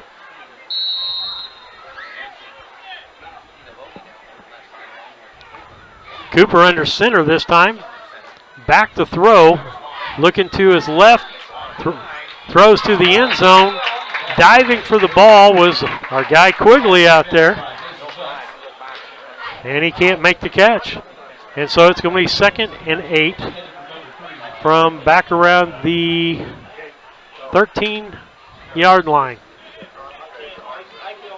And I think Beardstown wants to score again before halftime. What do you think? Yep, I think they want to take the rest of the air out of this crowd and put some subs in the second half. 3 split to the left. Quigley kind of in the slot position. Back to pass is Cooper. He's looking to the right-hand side and almost intercepted by Chance Fuquay on the play. It's going to be 3rd and 8. In and out of his hands. Linebacker's not known, and especially Chance not known for having super soft hands. Fun to watch him play basketball because he's so physical. But yeah, he definitely had an opportunity to take Brown County into the second half here with the score 29-12. Gilavogie in the Wildcat again. 2 wings to the right, 1 in the slot. Back to throw, looking on the left-hand side. Short arm throws, and it hits the ground. It hit the ground, and so therefore not going to be a catch. The intended receiver for Beardstown was Lucan Dementon. And incomplete. Gilavogie does not have form. If you've noticed when he throws the ball, and that cost him on that throw because he threw off of the front or off of the back foot. Yeah, he was kind of moving to his left, making that throw a little awkward. And this is something that Beardstown has that not many people in the conference have. They're setting up for the field goal here, and I've seen Gilavogie hit a 40-yarder in practice, and he smokes that one. And it is good. 17 seconds left. We're just going to keep it right here. And maybe Kevin can check some scores real quick before, while we got some dead space here. But the Cass Communication scoreboard shows Beardstown now 32, Brown County 12. It was 15-12 at one time, and Beardstown has stretched the lead back out again, and Brown County has not answered the bell to the last couple of touchdowns. And so 17 seconds left here in the first half. Go ahead. On the scoreboard tonight, the WIVC page, you definitely appreciate these folks updating that thread. 14-14, P Hill at North Green. So good game going on over there at North Green. Looks like we got 14-6 over in Unity. Triopia leading the way there. In Camp Point Central, they are taking on Route tonight, 41-0. Camp Point at halftime there. Obviously our score here, and that's all I got for right now, Steve. Okay. We're getting ready to go here as Gilavogi gets ready. No, excuse me, Kiambe, left-handed footed kicker, gets ready to do the kickoff. He's been doing a lot of squibs. And let's see what happens here. As Beardstown lines up, they got lots of hands and speed, particularly on this side. I'd be considering they're kicking the ball this direction. Nope. Going to kick it to the back. Zimmerman's got it at the 15, 20, 25, 30, 35, 40, 45, 50, 45, 40, 45, 30, 20, 10. Touchdown. Cameron Zimmerman on the return. A nice bit of running there on that play. And made the moves and cuts at the proper times with the blocks in the proper places. That is a well-executed kickoff there.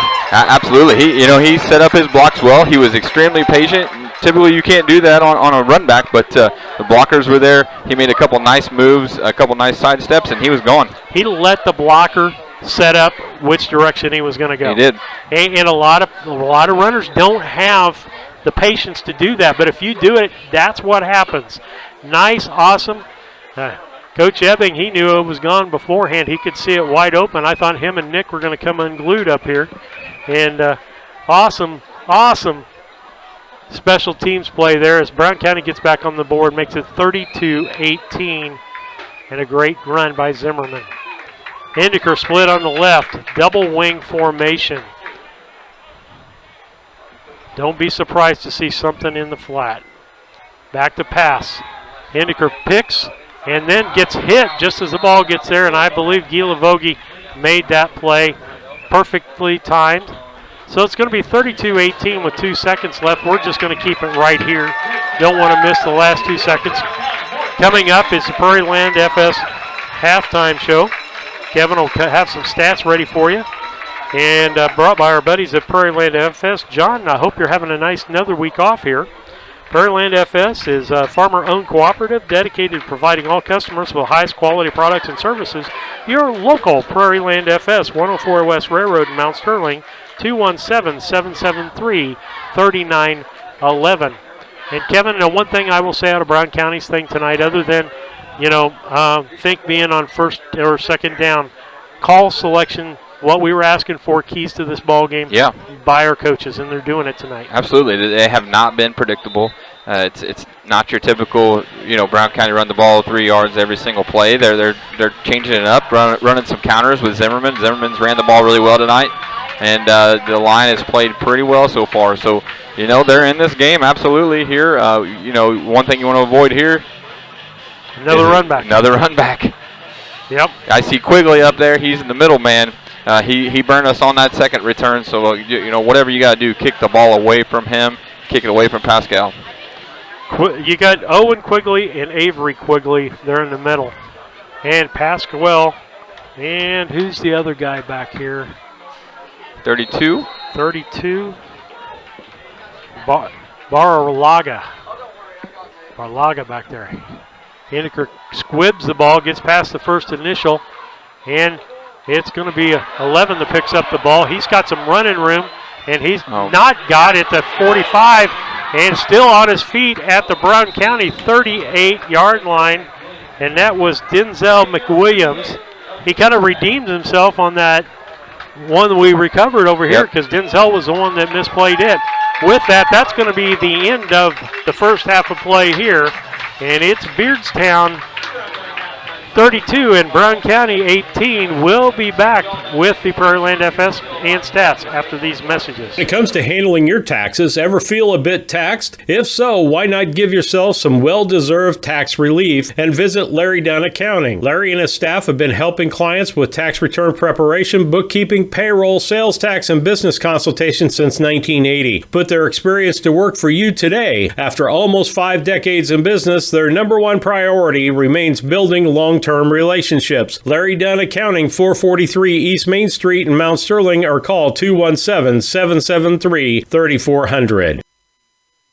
The Hendricker Funeral Home, located at 406 South Capitol Avenue in Mount Sterling, has been serving the Brown County and surrounding area for over 40 years. The Hendricker Funeral Home is a proud supporter of Brown County athletics. Jamie and Tracy Hendricker and their staff are proud of their attention to detail, the variety of choices, and dignity given to each and every family that they serve in their time of need. For more information, call Hendricker Funeral Home at 773-3362 or on the web at hendrickerfuneralhome.com. Farmers State Bank and Trust Company Mount Sterling would like to wish the Hornets best of luck this season. A local bank with local people, local decisions, and local investments. The Farmers State Bank and Trust has been serving the financial needs of Brown County for over 100 years. Visit them today for all your banking needs at the main bank in Mount Sterling, the For Sales branch, the Timewell branch, or the branch located inside the IGA in Mount Sterling. Farmers State Bank and Trust Company, member FDIC, and equal housing lender. The Ray Insurance Agency is an independent insurance agency in Mount Sterling. We offer competitively priced insurance products that fit the needs of you and your family. We specialize in personal, commercial, and agribusiness insurance products. So call me, Brad Cassing, today at 217-773-3851 for a free quote and risk assessment. We are located at 128 West Main Street in Mount Sterling. Our phone number is 217-773-3851. Mount Sterling Implement Company takes vertical tillage to the max with the TurboMax from Great Plains. With its hydraulically adjusted gangplank, the TurboMax gives you lots of options. In the fall, you can run the machine at an angle to bury more residue, and in the spring, you can run it straight to create an excellent vertically tilled seedbed, all to help you achieve the best yields. Call Mount Sterling Implement at 773-2216 in Mount Sterling, Illinois today to see what TurboMax can do for you. Mount Sterling Implement and Great Plains. Harvest starts here. Western Illinois FCA offers many opportunities to show Jesus Christ to the coaches, teachers, and athletes in our area. This is Jack Hall, along with Todd Sweatman, our director, and Julie Ross from the Quincy area. I am an area ambassador for Fellowship of Christian Athletes, and we would like to show you how you can start a small group huddle at your school on a weekly or bi-weekly basis. Just give us a call at 217-473-5151 or 217-370-2008, or go to Western ILFCA for more information. That's westernilfca.org for more information. Our next home team banquet will be on September 22nd at 4 o'clock in the afternoon on Sunday at Hamilton's Catering in Jacksonville. Go to westernilfca.org for more information. Isaac Bruce from the Rams will be our speaker. Join us for FCA of Western Illinois. Steve Surratt, Kevin Dieterle, and Robin North are coming back to you. It's halftime here at Brown County. It's Beardstown 35, Brown County 18, and an exciting first half, Kevin. And want to say something about what's going on here. They are recognizing the 69 football team and the 74 football team, I believe, is what's out there. Is that what you said? That is what I see. Yep, 74 and 69. All right. And Jim Jennings out there on part of the football squad. And it's a really nice to see them do that. You know, again, I'll make the statement, tradition does not graduate. And it's good to see these guys getting recognized on their anniversary dates. And I think, now it can't be 69. And Mark Roberts is younger than me. He's out there, so I'm going to have to check on the dates on that. Well, Nick's right there. Take a minute. Pull my pod down, and you go ahead with the halftime. Brought to you by Prairie Land FS here in Brown County. First half stats for your Brown County Hornets. In the rushing column, you had Wyatt Fink with 7 carries for 22 yards. Cameron Zimmerman, 9 carries for 47 yards. Luke Hedden, 1 carry with 2 yards. Seth Fisher, 5 carries, 52 yards, and a touchdown. Also, Cameron Zimmerman has 2 touchdowns. One 75-yard kick return, and the other one is on the ground. Mason Buss scores for us tonight with a 31-yard touchdown pass from Mr. Fullerton, who in the passing column is 1 for 5 tonight. For the Beardstown Tigers, pretty much a 2-man game so far. Pascal Giavogi has 13 carries for 178 yards. Avery Quigley, 6 carries for 40 yards. Quigley also in the receiving column. He's got 4 receptions for 55. And only one of those receptions comes from Giavogi, who that was an 8-yard pass play for Giavogi to Quigley. And Steve, who got number 33? That's Cooper. Cooper, the quarterback. He's got 3 receptions, 3 passing receptions for 47 yards, all of which are to Quigley. Those are your first half stats. And so it's halftime here, and it's Beardstown 32, Brown County 18, and we found out it was the 84 team and the 74 team. Is that correct? 84 and 74 teams that were out here. I knew what the original was couldn't be right because Mark Roberts is younger than me. Mark Roberts and Chris Cassing were both out there on the field, so I knew it had to be. They had to have been about freshmen on that squad back then at that time, and so they recognized that. It's homecoming here, and we've got the homecoming court going in front of us here. I think let's see. The rating queen, I think, just went by. And we're just seeing the female parts of this court because guess what? Boys are in the locker room. They are. And while homecoming's a great thing and the festivities are a great thing, football's still the main focus, Kevin.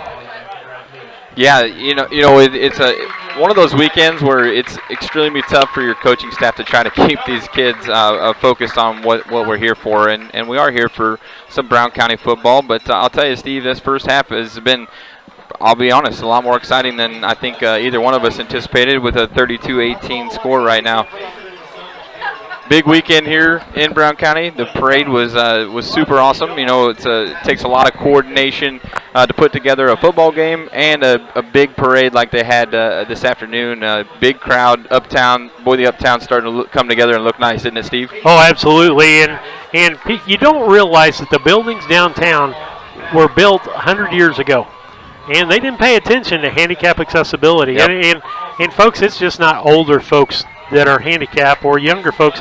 How about, we saw Al Roker on the Today Show going to have hip surgery. Guess what? He's going to be a walker. He's going to be into things for a while. He needs that slope. But we have more people with knee and hip and different things going on that they need accessibility to stay out. And I'm telling you, as you get older in life, when you stop moving is when you stop moving. And so we want to keep our older citizens, and us being the baby boomers, I want to stay moving for quite a while. And if you can make it easier on my joints and easier for me to get around, then I'm out and about. So we appreciate the things that are going on there. It'll be a different parade next year with all of that new lighting and everything else down there. I'd almost like to see us do a Thursday night parade, where you could put some lights and LED lights and stuff on the floats. Yeah, I think that's pretty common around, most places. I know, when I was in school a long time ago, we definitely did that over at Central. We did Thursday night parades, and then, it kind of takes a little bit off of your players. But it's fun to see that happen throughout the day. It's fun for the players and the fans to get out there, and awesome for the little kids to get to see those boys on the float. Well, we're at halftime, and the Prairie Land FS halftime program here for you. We've got a few minutes before we go back to play. It is Beardstown 32 and Brown County 18 on the Cast Communication scoreboard. We'll be back after these messages. Dear Western Grain Service is your progressive feed and grain resource for Western Illinois. They offer a full range of feed products for all species and many grain merchandising opportunities with locations in Golden, Paloma, Mount Sterling, Clayton, La Prairie, Liberty, Industry, Carthage, and Blandonsville. For more information, call Dear Western Grain Services 696-4461. That's 696-4461 or on the web at dearwestergrain.com. Just like that, the kids are back in school, the summer's over, and we're back to doing homework in the evenings with our wonderful children. Nothing makes this scenario more magical than having a reliable internet connection to get all the homework complete, followed by everyone off to baths and bed. So after that dream is over and the kids are finally doing their homework, make sure you have a strong internet connection. Call CASCOM today at 1-800-252-1799. At Prairieland FS, we don't push products, we push limits. And our crop specialists are your connection to 4 of the must-trust brands in ag: FS Envision, FS High Soy, DeKalb, and Asgrow. They're also trained experts who can help you choose the perfect seed for your soil, budget, and growing conditions. Add it all up, and you have access to a partner who can help you achieve bigger yields than ever. Contact your Prairieland FS crop specialist today to ensure you have the best seed portfolio for your operation. Just like a coach preparing their team for a new season, Doug and Darren, your ASC certified technicians at Henry Automotive, will make sure your vehicle is ready for whatever season is ahead. Henry Automotive provides dealership quality auto repair and service at hometown prices. Henry Automotive, located at 1157 690th East Street in Mount Sterling. Just turn north at the KC Hall onto Damon Road, drive 1.8 miles, and look for the big blue and yellow sign, or call Henry Automotive at 773-9066. When it comes to your money, local is better. Farmers National Bank of Griggsville is here in the heart of the community, working where we live. We make sensible loans to our friends and neighbors so that we can help our community grow. Stop by and see our friendly staff and see what we can do to meet your financial goals. Located in Griggsville, Pittsfield, and Mount Sterling. Member FDIC, Equal Housing Lender. This is Brandon Kindhart with Double K Firearms. Have you ever been in a big box store and saw something you just couldn't live without, only to find out the employee has no idea what he's selling? You know, the same guy that was behind the deli counter the day before. At Double K Firearms, we treat you like family and want you to enjoy your experience while you're here. We buy, sell, and trade new and used firearms and much, much more. We offer an amazing selection and extremely competitive prices. We would love to get you set up with whatever it is you're looking for, whether it's for hunting, recreation, or just adding to your collection. That's Double K Firearms, 212 East Main Street, Mount Sterling, or call 217-430-7523. And remember, always support local, and the best time to buy it's when you see it.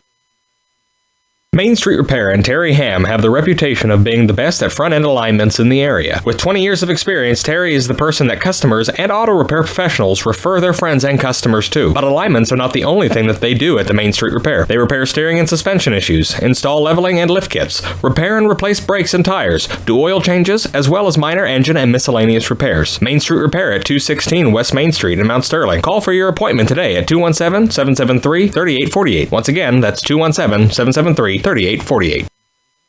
Casting Lumber Company, your do-it-best quality paints dealer, mixes unique paint colors for any project. Bring a sample of your pillows, curtains, or other items, and Castings will scan them into their computer. Mix your unique color of do-it-best quality paint and save the information. Need a special gift? Castings Gift Department has gifts for everyone. Casting Lumber Company, hometown family-owned lumber and hardware store, supporting hometown schools and families for 45 years. Route 99 South, Mount Sterling. Call 217-773-2611.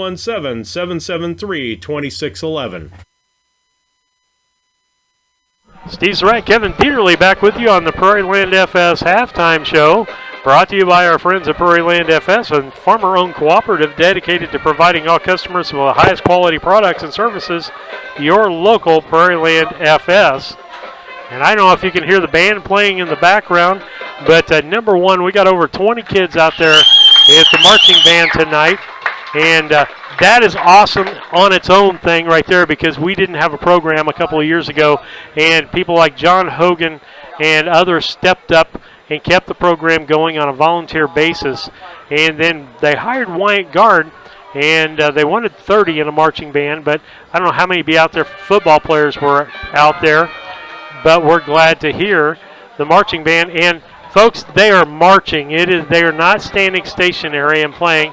They have moved several times within these pieces and doing an absolutely great job. So I want to put it out there for Wyatt Guard and the band program and what's going on with that program, and a variety of instruments too.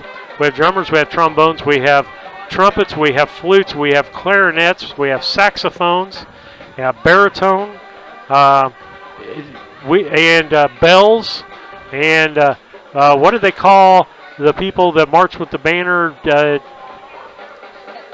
Yeah, I don't know what you call them, but we have those people. They marched in the parade today. Color Guard, that's what it's called. And so they're marching out there, having a good time.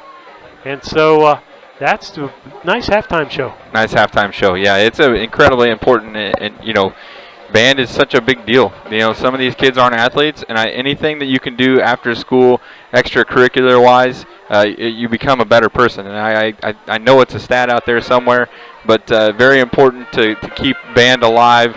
Incredibly important. I think that anybody who can read music, you have a leg up in the rest of your life. I swear it makes you just a smarter person if you can read music. Well, there are stats out there, Kevin, because learning music is like learning another language. Sure.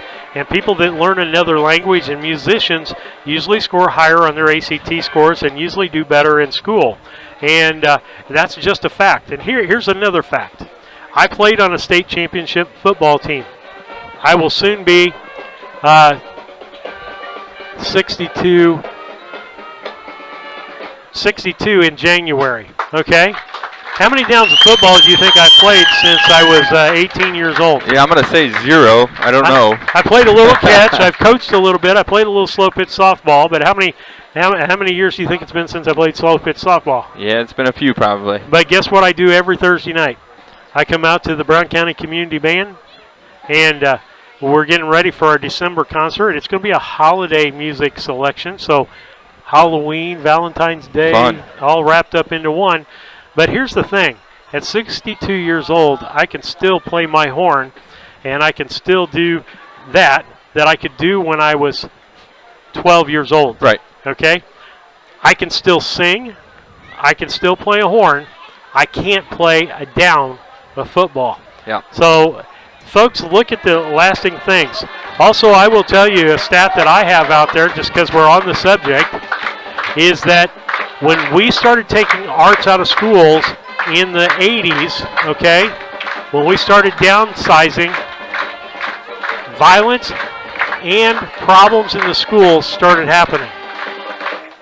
And you're hearing me, listeners. How many of you out there, music changes your mood? Music changes your behavior. Music is an outlet for frustrations and things going on in your life. It's one of the best things out there that we can have. How about some halftime scores for us, sir? You got a message for us? I see my buddy right here, Blake Freeze. It looks like he's listening. Blake lives out in California, Washington, whatever. One of the best football players I've ever played with. Absolutely one of the best people I know.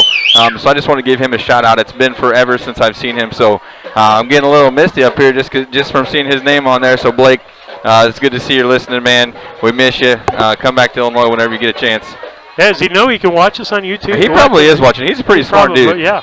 Yeah, and great things that we have out there. We're on YouTube tonight. Robin Northrop running the iPad for us. I hope you're enjoying the views. We got some great camera views. She's getting really good at it, knowing that before Bob Kennedy drops his camera, she's got to make a move on her screen, and keeping the scoreboard updated for you there. No scoring line. I didn't put a scoring line on there, so at break. Okay, well, we'll have to get that pin back up for you.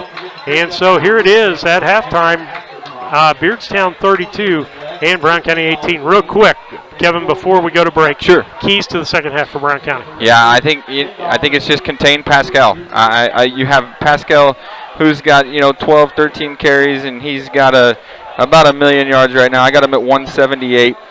Quigley's doing a nice job out of the backfield as far as receiving the ball. But the keys for Brown County: maintain possession, they have done a nice job so far not turning the ball over, which has kind of been their Achilles here in the last couple weeks. But keeping Pascal off the field offensively is going to be key for them. So maintaining that possession. Wyatt Fink, right now only has he has 7 carries for 22 yards, but those carries for Brown County are so important because you're wearing down the defense, and once again, you're keeping Pascal and Quigley from getting the ball in their hands. So super important there.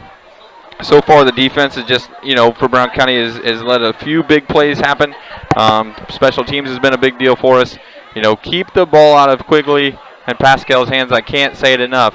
Those two boys are super talented. Cooper's doing a nice job throwing the ball around for Beardstown as well. So, Steve, those are my two halftime. Those are my big halftime game changes. Okay, so if you'd do me a favor and take us to break, we'll be back after these messages. It's Sarah Hoots here with AADM Dance Studio in Mount Sterling, Illinois. The AADM mission is to instill a lifelong appreciation for the art of dance within a safe studio environment. We will provide professional dance and tumbling instruction that encourages students of all ages and skill levels to excel to their full potential. The new season registration begins August 7th from 5 to 7 at the studio. 210 Pittsfield Road, Mount Sterling. 217-473-3970 or visit us on Facebook at All About Dance and More. Most people understand the need for life insurance, but not many want to talk about why it's essential to your financial plan. It may seem intimidating, but it doesn't have to be. Don't get overwhelmed. Get started with Country Financial. Call Jacob Giesler or Larry Grady today at 217-773-3591, and we can work with you to find life insurance that gives you the protection you need at a price you can afford. York Tire understands that there is never a good time for a flat tire on the farm or on your commercial vehicle. That's why York's eases your pain with 24-hour farm and road assistance. They can come to you with their on-site service truck and get your equipment rolling again. York Tire offers tires for just about anything that has wheels and can service vehicles large or small. York Tire, 501 East Main Street, Mount Sterling, right behind the FS Fast Stop. Call 217-773-3947. Free medication delivery is a practice almost unheard of in the 21st century, but consistent with Moreland and Devitt Pharmacy's friendly small-town feel, they offer same-day medication delivery on all orders. Moreland and Devitt Pharmacies, family-owned with local employees with locations in Rushville, Virginia, Beardstown, and the Mount Sterling location, located inside the IGA. For refills, visit mndpharmacy.com or call 217-773-2020. The Mount Steve Surratt, Kevin Dieterle, and Robin Northrup back with you on BCHornetsports.com, your source for Brown County sports. We truly appreciate, again, I want to tell Mike Hendeker, thank you for building our stand up here, and I'm sure the Beardstown broadcasters are happy with that. Not me. Coach Ebbings tried to sweeten me up here with some apples with caramel on it. Hey, that's one of our ideas. If I eat that, I'll have to not talk. Robin can eat away. I don't know, but that's a pretty good thing there, Kevin. We might have to take a break just to sample this deconstructed caramel apple. It's probably not a part of my diet, Steve, but you and Robin fruit. It's fruit with caramel, so there's fruit there. An apple a day, Kevin, keeps the doctor away. Right. You don't lose 90 pounds by eating caramel, though. I can promise you that. Yeah, I'm only about half. I'm about 50. Good. Yeah, I've done it really gradual. It's really funny. The people will notice it around you because you've lost it pretty quick. 90 pounds in how much time? It's been about 9 months. 9 months? Yep. Mine's been over about a 6-year period. That's awesome, and so man. I have people that haven't seen me for a long time are going, oh my gosh. Where'd your face go? That's yeah, I no longer have the Chin family for relatives. And so I used to say that I had a brown jogging suit. The reason for that is to hide the gravy stains. Well, that's pretty good. Kiambe going to kick the ball off as we get ready for the second half here. Brown County going to receive. I'm going to swipe my sheets back from Kevin, and we'll get started here. And he's done about every kind of kick that there is. And let's see what happens. He kicks this one. Just a little pooch kick behind the first line. Zimmerman's going to come up, and he's just going to fall on it. That's the smart move. and his guys around him. Bus and let's see, who else was back there? Was Brody Woodward. Did a good job, covered him up to make sure the ball didn't come out. And so Brown County will take over 1st and 10 from their own 20-yard line. 1st and 10, and Kiambe does a really good job of pooching that ball and keeping it in play. He does, and he can kick it down the field, or he can kind of put it wherever he wants to. I'm going to say he's probably plays a little soccer as well. You think? Yep. I would imagine. Hey, who's this guy we got up here? We got a couple of hooligans up here, Wyatt Cassing and old Colin Dieterle. And so they're up in the booth here with us. Before long, we'll be teaching him how to do video, and he'll be doing video for basketball for us. Hands off to the first man through. That's Zimmerman cutting back. He's going to get 5 yards on the play. He's going to get out to the 25-yard line. And a nice cutback by Zim on that play to make it 2nd and 5 here, third quarter action. Beardstown leading 32-18. Sorry about the score thing that we didn't get that up. I got everything up ahead of the game except for the scoring banner, and we hope it stays up there now. And so we're thankful for that. 2nd and 5. Fullerton back in, play clock down to 18 seconds. Here, Brown County needs to use every second they can to get back in this ball game as McCombs brings them to the line. Fullerton lines up behind McCombs, double wing formation, or I should say single wing formation. Given to Zimmerman around the right side. He's veering back, and he got another probably 3 yards on that, and so it's going to be 3rd down, and I'm going to call it 2. 3rd and 2. And it's a long 2.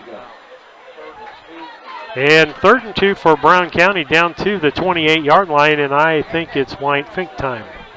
That would probably be the best play call we could have here. But you got to think that Beardstown's going to load up the box there.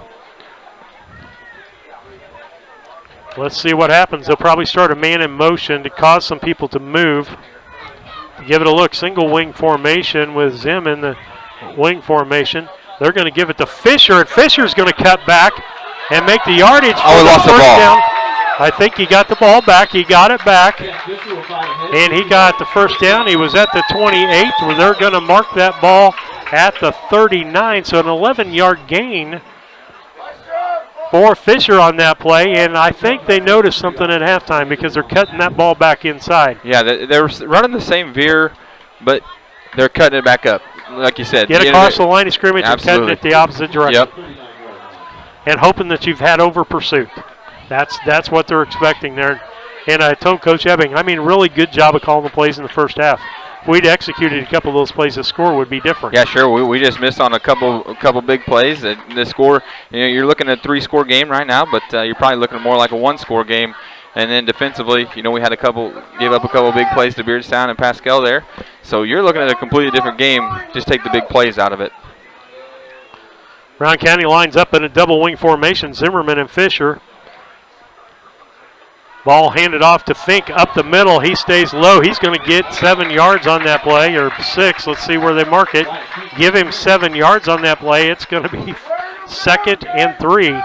And when you're mixing the ball up like that, you cannot key on any one man.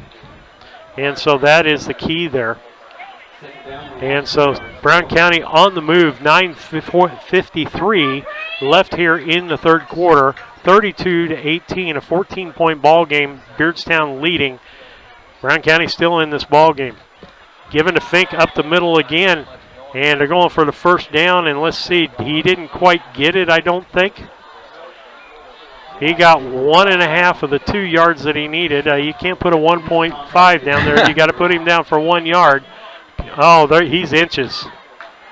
He is inches away from the first down. And so ball is sitting. The point is on the 49-yard line. Brown County's 49. Mason comes out. Mason Buss comes out of the ball game.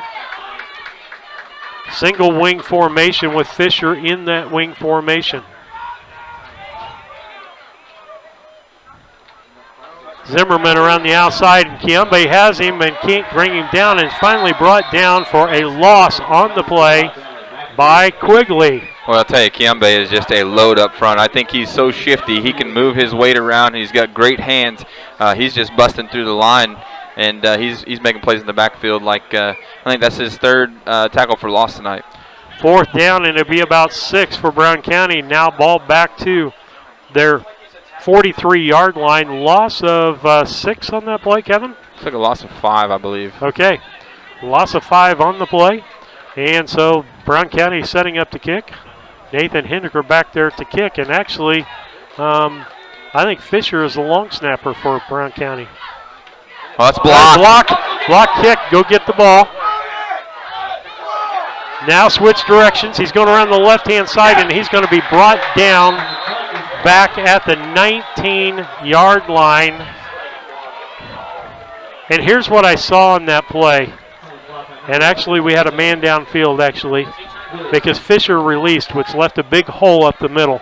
That was Kiambe in on the block again. And he came from the left-hand side.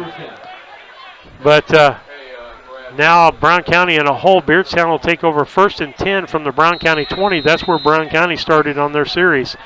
8:01 left here in the 3rd quarter. This is a must-stop series right here. You got to stop Beardstown. You would be lucky if you got out with just 3, letting Beardstown get 3 points.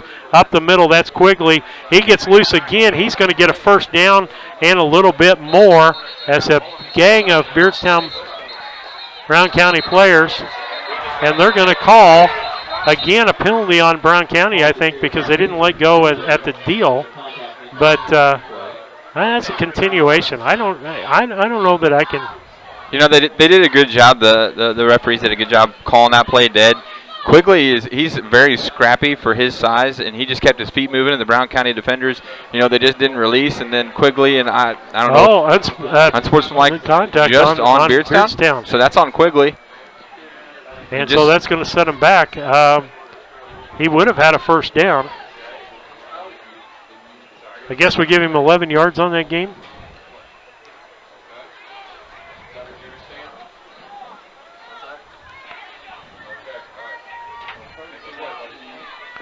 And so where are they going to mark this ball at? And you got another penalty. Another flag just flew in. I wonder if that's a sideline warning.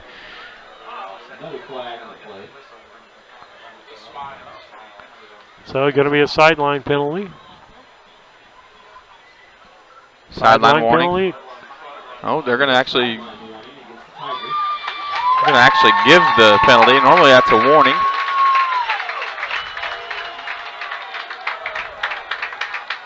And so let's see where the ball gets marked here. What's going on? I'm confused. So am I. How did they end up with the ball back in the 1st down territory with all those flags? No, I'm confused there. Yeah, an unsportsmanlike had to be on both sides. That's the only thing, which would be offsetting penalties. Offsetting, Robin? Robin's saying it was offsetting. We missed the second part of that somehow. Okay. Under center is Cooper, and the man jumps offside. I think that's going to be Beardstown movement again, and that's going to set them back. They were 1st and goal from the 9-yard line, and that's going to put them back 5 yards. Again, Brown County old school. I go back to Eric Grady running the defense for Brown County, and Eric did that all the time. And he'd get them up close to the end zone, and he'd run everybody up there, and you just told everybody, don't you let the momentum take you over. Sell this thing. And so it's a power I formation for Beardstown, given to Gilavogi in the backfield. He's going to take it on the right-hand side. He's going to get down to about the 6-yard line. They're going to get 8 yards on that. Yeah, 8 yards on that play. It'll be 2nd and goal from the 6. And you give him that much room in the back of that power I, and he's full speed by the time he hits the line. When he gets his momentum going, his quickness. I mean, he's a ton to bring down. He's a strong kid. High formation again, and see, he is 8 yards off the ball. Brown County trying to get him to jump again, given to the first man through. That's Quigley. He's going to fight his way. He's going to get into the end zone. Unbelievable. He was carrying 1, 2, 3, 4, 5 Hornets with him on his back there, and made 3 of those yards on his own with those many people on him. That's his 3rd touchdown. Every single one of those touchdowns, the yards after contact is what Quigley is continually gaining yards for Beardstown on that. We're just not doing a good job of wrapping him up. 6:37 left on the clock. Beardstown 38 and Brown County 18. 20-point deficit. Gilavogi back for the kick. Snap is high. Up and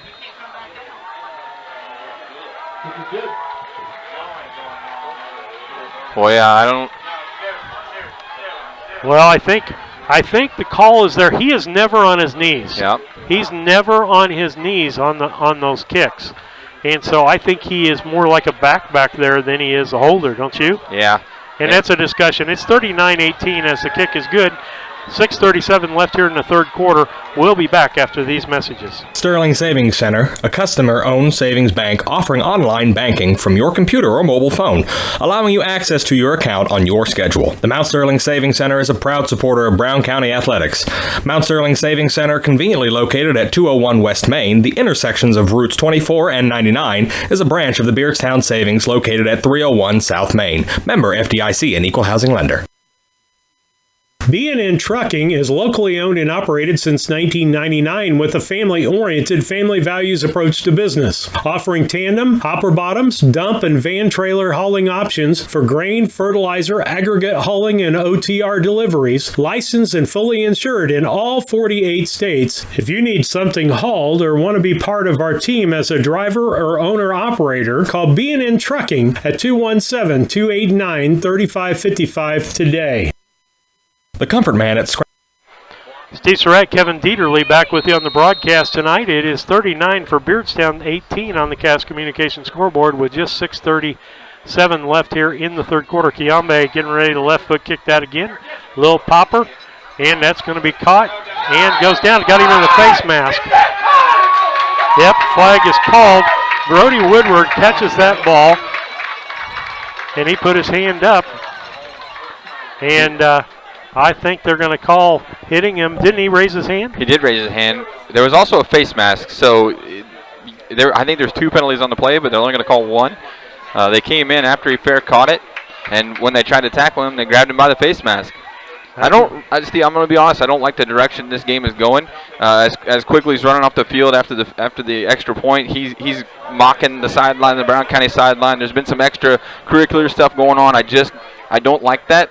It's Friday night football. It's high school football. Come on, boys. Come on, coaches. Get these kids together right now and knock this stuff off. Well, and I'll agree with that. And again, unsportsmanlike stuff from our side. Yep, absolutely. It's not a good direction. And you have to win with grace, and you have to lose with grace. That is the name of the ball game. And true winners that know how to win. And I hate to say this, but the Beardstown program's not used to winning. They have not learned how to win with grace yet. Yep. And Brown County, again, needs to learn how to lose with grace, and when there's a time to celebrate, when there's a time to do things. And I say this to all kids. Win with grace, lose with grace, and be a good sportsman. And so Nick up here, he's had a whale of a day running everything for homecoming. He is their assistant coach doing media, which if anybody knows what that entails, it entails Nick running his tail off. Man in motion is Zimmerman, given to Fink up the middle. There he goes. Wyatt Fink goes out from the 48 down to the, they're going to say his knee went down at the 46. That was a bad spot right there. That's a tough spot. That was a bad spot. I hate to say that. But give him 7 yards on the play. He really got about 8 or 9, truthfully, because his knee was not down clear back there. He was still up and falling forward. Yeah, that's a tough spot. He did everything he was supposed to do, kept his wheels running, and fell forward, which is what you want your running backs to do. And so, single wing formation, Fisher in the wing, Fullerton under center. Gives the ball to Fink again. He's going to get it just a couple of yards on that, and they throw him backwards. And I want to see who that is. It's Ost that tackled him. And so they're going to mark the ball at just over the 40-yard line, and so he gets half of what they need. What'd you give him, 1 or 2 on that? I gave him 2 on that because I only gave him 6 on the first one, so okay. we're even up. All right, it'll be third and a short 2 or a long 1, whichever you want to look at it at. 5:25 left here in the third quarter. Beardstown leading 39-18.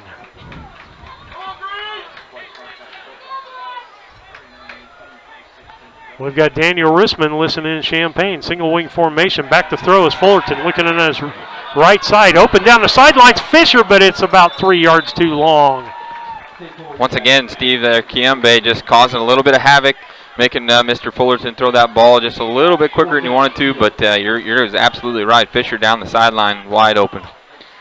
And we've seen that play work several times. And what we need on that a little bit, and Carrollton does this to a T, is he needs to pump it to the sideline and then turn and throw. But at that time, he didn't have the time to do that. But when you sell that short flat pattern, sure, somebody's going to bite. Yep. Single wing formation, Zimmerman in the wing. He's in motion, going to be given up the middle by the fullback. That's going to be Hedden in that fullback position. Luke Hedden, he gets into the ball game, and he gets the first, and they're going to say, let's see, what is this? I think that's illegal motion. Nope.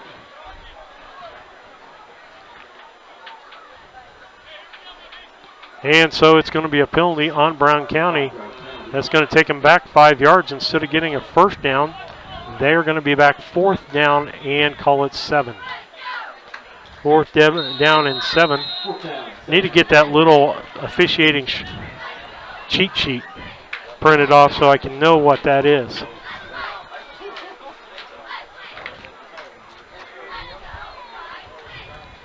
Double wing formation, Zimmerman and Fisher. Think back in the fullback position. Man in motion is Zimmerman, given on the counter to Fisher, and he's going to lose 5 yards on that play, and the ball's going to be back to the 50, and Beardstown will take over 1st and 10 from the 50-yard line. And they read the counter all day long on that, Kevin. Yeah, we went to the well on that counter, 5, 6, 7 times just here in the second half, and they read that. That's a tough turnover there, and good field position for Beardstown headed the other way. And it is Gilavogi in the Wildcat again. Back to pass, looking downfield, wings it downfield, down the center of the field. That's Quigley, can't make the catch. That's a 50-yard pass out of a high school kid. That's pretty impressive for somebody who doesn't play quarterback. And Mason Buss with Quigley step for step on that play. Good defense by the young Brown County senior. And so it'll be 2nd and 10. Yeah, that he gave her a throw. And so it'll be 2nd and 10 for Beardstown. Nose of the ball on the 50-yard line. We'll see what they're going to run this time as Ost brings the play back in. Gilavogi in the Wildcat. 2 wing to the right, 1 flanker. And he's going to run the ball up the middle. He's caught and then gets loose. He's around the outside with just one man to beat, and that is Fuquay, and he can't beat him. And that's going to be a 50-yard touchdown by Pasquale Gilavogi. That makes the score. Now Beardstown 45 and Brown County 18. That's Pascal's 216th rushing yard on the night. Wow. 27-point lead for Beardstown. Gilavogi lines up for the extra point. Ball down by Quigley. And up and good. That'll make it 46 for Beardstown and 18 for Brown County with 4:19 left on the clock here in the third quarter. We'll be back after these messages. The Comfort Man at Scranton Heating and Cooling has been providing superior comfort to West Central Illinois since 1985. Installing Trane and Mitsubishi comfort systems and servicing all brands, the Comfort Man has the best equipment and technicians to keep your family comfortable year-round. Call the Comfort Man Scranton Heating and Cooling at 217-773-2626. That's the Comfort Man at 217-773-2626. Or visit them on the web at comfortman.com. The Brown County State Bank is proud to support all the Brown County Hornets athletic programs. In fact, we're the only bank offering the Hornet debit card. Every time the card is used at a point of sale, a portion of the proceeds are contributed to the Brown County School. It's our part of our commitment to making them the best they can be. Contact the Brown County State Bank today to get your Hornet debit card at 773-3327. Brown County State Bank, member FDIC and equal housing lender. Steve Surratt, Kevin Dieterle back with you on the broadcast. And wish I could be there, but had big game tomorrow against Nebraska. Well, Illini and Nebraska. Remember, you just lost to Eastern Michigan last. I mean, just want you to know that, Daniel. Who did they get beat by again? Eastern Michigan. Yeah, I don't even know where that's at. I'm somewhere in Michigan, probably East Michigan. Are they an NAIA school? They probably used to be. Giambe kicks the ball to the right side this time, and that's going to be downed over on that side by Ezra Keokum. And he went down on a knee, and he got bumped on the play. Yep. And so, again, this game's going to get rough. And let's see what happens here with Brown County. 4:17 left here in the third quarter. Brown County down 46-18 with Beardstown. Reminder here, and I had this on top of the thing, Beardstown's enrollment is 434. It is over twice the size of Brown County's enrollment. They are a Class 3 school. And again, I think it's time, well, if we don't go to district play, it's something that's got to be looked at. Double wing formation. Man in motion is Zimmerman. Given up the middle to Fink. And guess what? Mr. Fink's going to get about 4. See if they give him 5 on that. It's about 5 yards. It'll be 2nd and 5. 4:04 left here in the third quarter. Steve Surratt, Kevin Dieterle, and Robin Northrop responsible for giving you views on YouTube. Hope everybody's enjoying it. I wish I could see the comments. And I'm going to have to shut Daniel off like I do Perry Wilkerson. Next. And so, double wing formation. It's Zimmerman in motion on the right-hand side. He's got a little bit of room, and he's going to get about almost 5 yards on that play.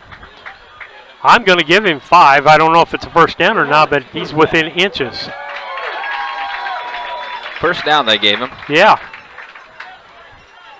Yeah, I've seen more first downs given that I couldn't see that they were first downs from here in the last 3 ball games, and no measurements. This is much better than in the end zone. You can't see anything from down there.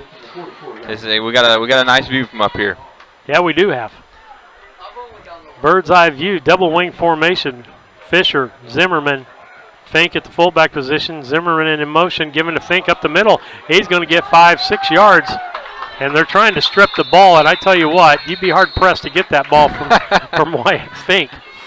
He has the jaws of death on that ball. I would say it deflates while he's... He definitely never runs with the ball under one arm like a lot of running backs do when they break open. Wyatt is always a 2-arm carrier. And the shoulders are square. Guarantee you, it's always secure.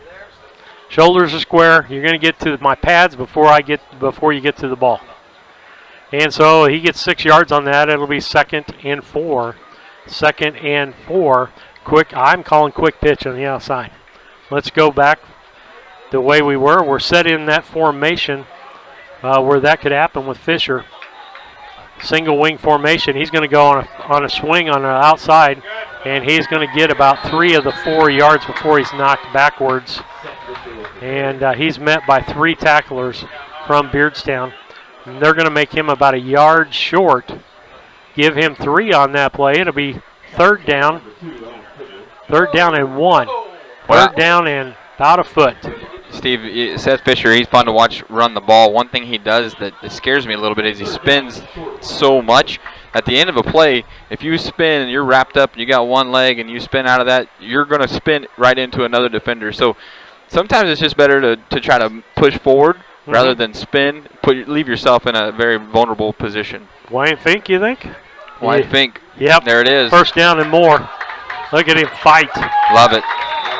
5-yard gain and a 1st down. Ball's going to be 1st and 10 Brown County in Beardstown territory. on the 41-yard line. 1st and 10 at the 41 for Brown County, a minute and 24 seconds. Let's just keep moving the football. That's Wyatt Fink's 14th run on the night. Right now he's got 54 yards. He's just, plugging away. He's just that train. You can't stop. He's only had a loss of yardage, I think, once tonight. One time tonight. Single wing formation. Fisher's in the wing. Fullerton under center. Handed off to Zimmerman around the right side. And he's going to be met by a host of people at the 39-yard line. They'll maybe mark that out to the 38. I'm going to say 2 yards. We're going to make it a 2nd and 8. It's going to be a short 8. 42 seconds left here in the third quarter of action. Brown County moving the football now, and their offense is doing really well.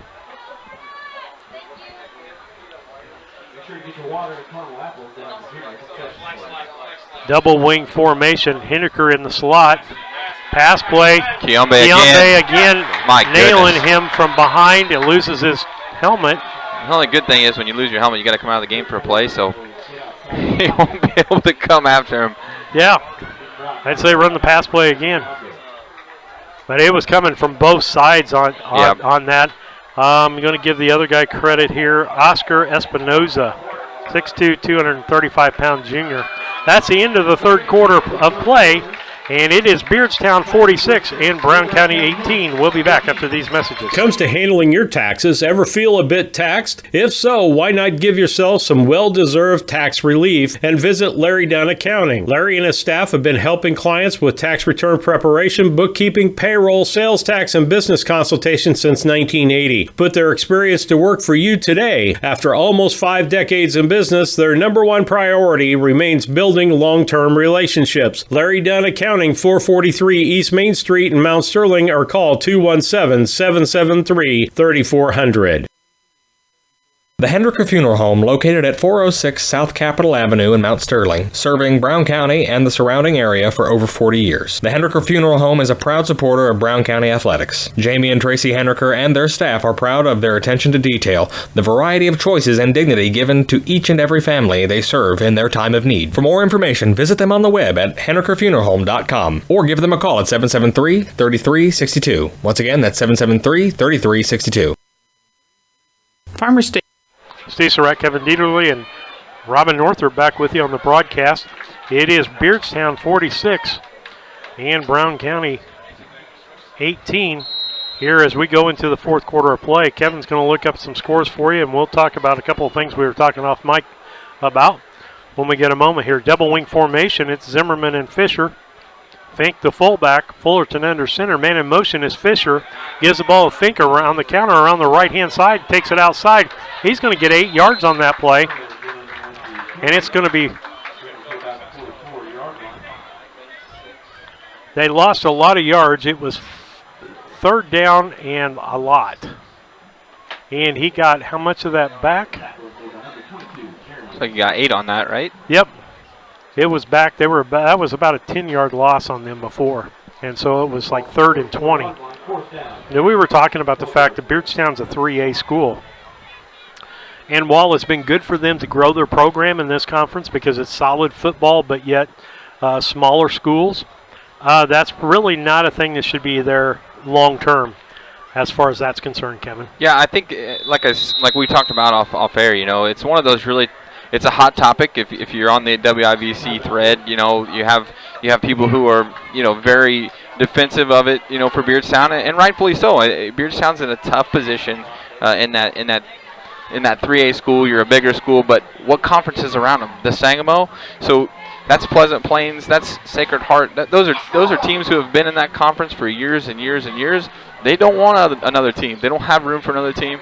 And so do you want Beardstown to have to travel 90 to 150 miles every single week? Probably not. When there's home teams, but what they could do is, independently like Rushville, Illini West, Hamilton, or not Hamilton, I guess West Hancock, those teams right now are struggling to find those teams. Pittsfield, sure. Pittsfield's in the Sangamo now. And they're struggling. That's a tough conference, and that's really the only opportunity for Beardstown. So the districts, albeit not as fun, and you'll probably lose a little bit of rivalry that you had for years and years and years. The district's probably a good thing for teams like Beardstown, West Hancock, Illini West, Macomb, Quincy Notre Dame. I mean, there's a lot of teams out there that aren't in a set conference. You know, you got the Western Big Six that Quincy plays in. Every single game that they go play is a 2-hour trip. The top end schools don't have problems getting the schedule. The bottom end schools don't have a problem getting the schedule. Yep. It's those in the middle that are having problems. Yep. Brown County in a double wing formation, a slot and a split. Fullerton pulls back, throws down long. He's looking for Henniker long and can't make the catch as he has to turn and make the catch on double team there. He had him open. There's sportsmanship by Brown County. Fuquay and one of the other linemen helping a Beardstown guy up off the ground. Dylan Roberts at 73 is hopping off the floor, off of the field. That's Oscar Espinoza. And I would sure after that last sack that he was in on that they wanted to make sure that he was on the ground. Yeah. But they were more than happy to help him off the ground after he got up. I mean, I did that a lot. You know, you put somebody to the ground, you put your hand out and help them back up afterwards. And then I'll put you to the ground again. Single wing formation for Beardstown. Split on the right-hand side. Going to give to Gila Vogie. He's going to get, I'm going to say, maybe a yard on that. And so it's going to be 2nd and 9. Ball goes just across the 45-yard line in Beardstown territory. Score here, Beardstown Tigers 46 and Brown County 18 here in the fourth quarter. And I can say for Brown County, other than the Pittsfield or the Pleasant Hill game, this is one of their better played ball games of the year. Sure, they've looked pretty tough the entire game. They're not giving up, and I love that passion. Brown County in a looks like a 4-4 defense, and getting loose again is Quigley. Straight arms and gets down the sidelines. He's still on his feet, and then finally going to get brought down by a host of Brown County players as he spun and got down. And so the ball started on the 45. To give him that he got a first down, got into Brown County territory, and they're going to mark that just short or right at the 25.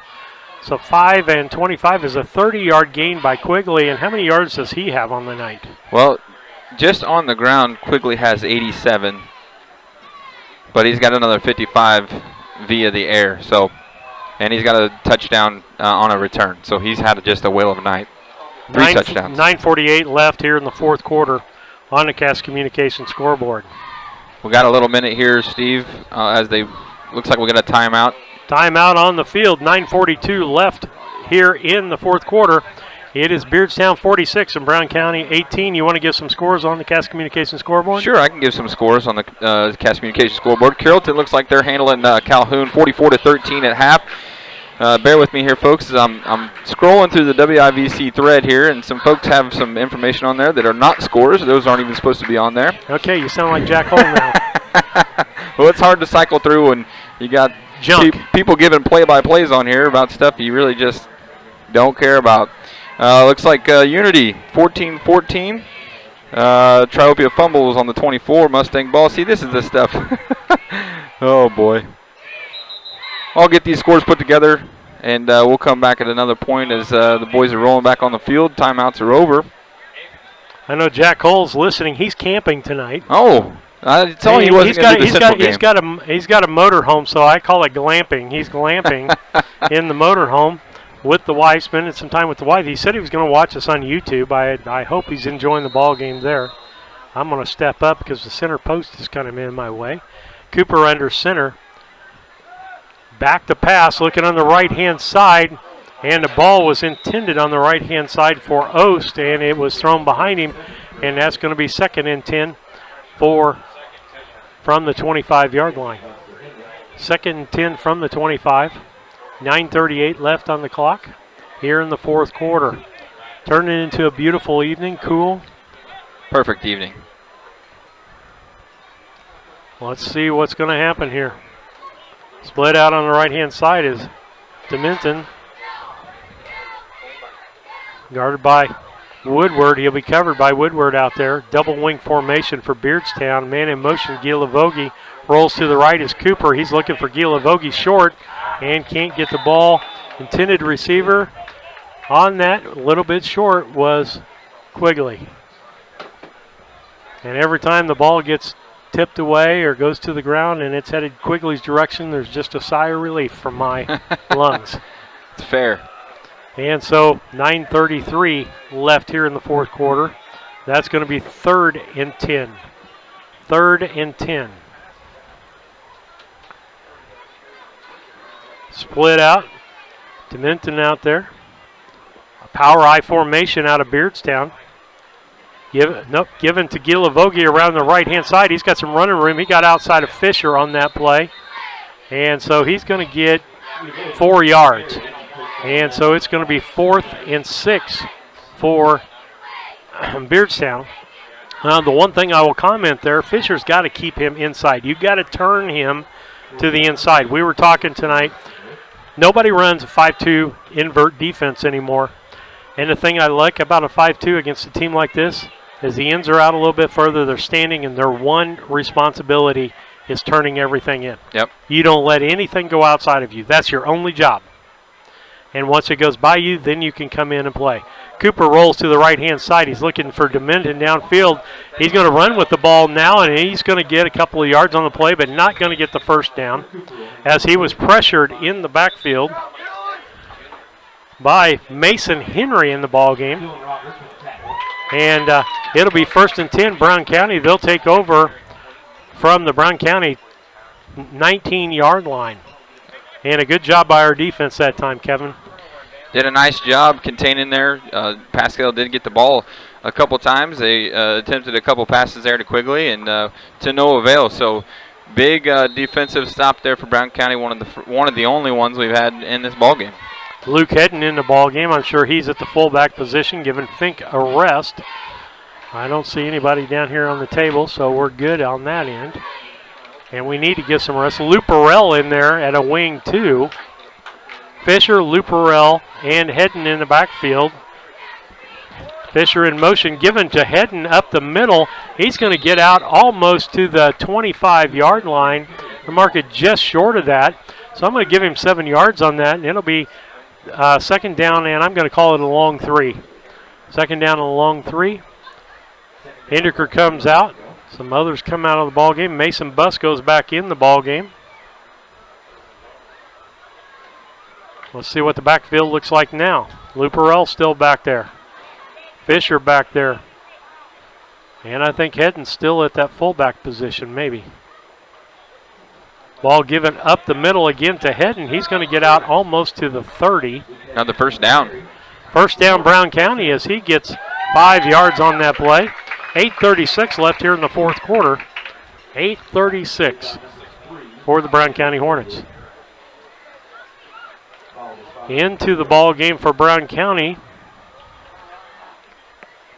is Carter Moss. Coming out as Dylan Roberts. They're going to give him a break. It is a warm evening for football. I cannot wait for leaves to start turning. Double wing formation. Luperell, Fisher. Ball given to Fisher, 2nd man through. He's going to get no yards on that play. And so it's going to be 2nd and 10. I think Seth Fisher's getting tired. I think he needs to come out for a play or two. He's given everything he's got tonight. He's been busy out on the outside. And Weston Heron coming into the ball game for Hedden at the fullback position.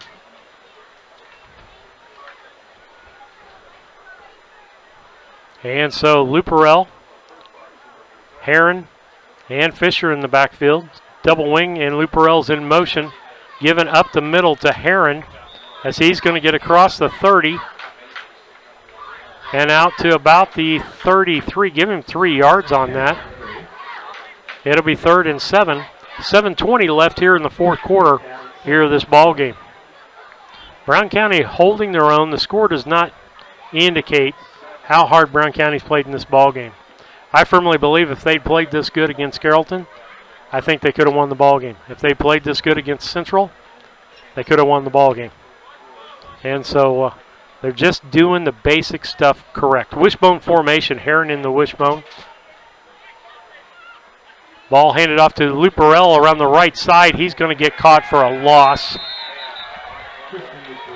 And 2 Beardstown players on that tackle. Cooper, one of them. And 38, I don't even have a 38 on my sheet, Kevin. So 6:28 left as we see teams making. I see some cleaner jerseys out there, particularly in the Brown County side of the football. I don't know that Beardstown has made. I see Kiambe still out there, Quigley still out there, Pasquale still out there. Back to hit kick is Hendeker. He kicks a football. It's blocked partially again and goes out of bounds at the 47-yard line. I'm standing right here, so let's see where the official marks that ball. It went out at 4. Hey, guess what? He got it right. Give that man a prize. No comment. Am I being rough on the officials? Well, I'm being a little sarcastic. You know me, Steve. I'm very timid when I talk about officials and umpires, and so I just want to make sure, reel you in a little bit. Hey, Kevin, I can say that's a characteristic that you have maybe just developed in the last year or so. Because who's your dad again? Well, touche, my friend. The nut doesn't fall too far from the tree on that one.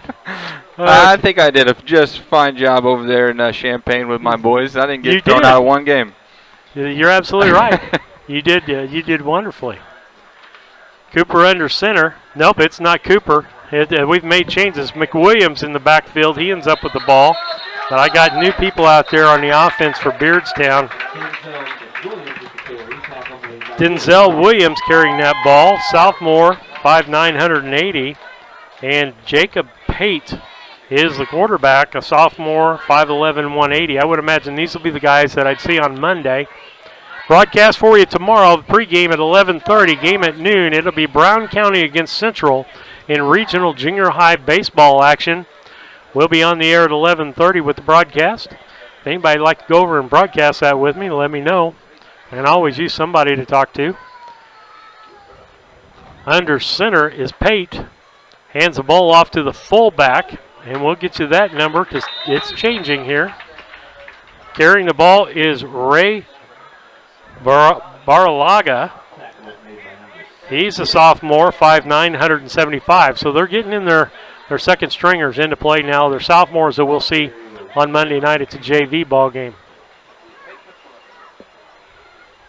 Brown County's changed up. We've got extra people, and we got Gabe Blakely. We got a lot of our JV players playing. Well, in fact, this is our JV defense right here.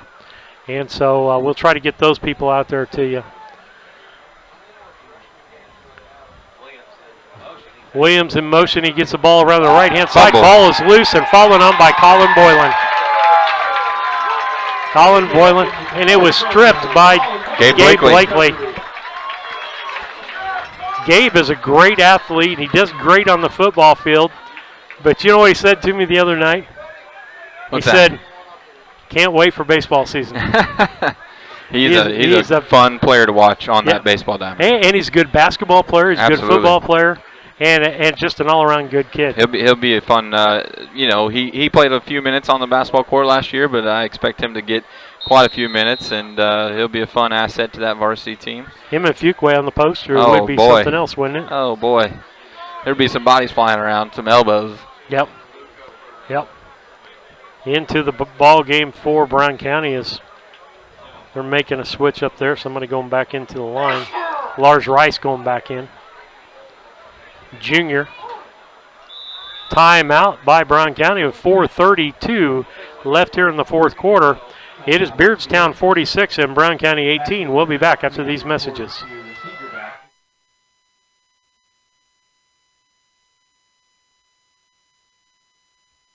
Farmers State Bank and Trust Company Mount Sterling would like to wish the Hornets best of luck this season. A local bank with local people, local decisions, and local investments.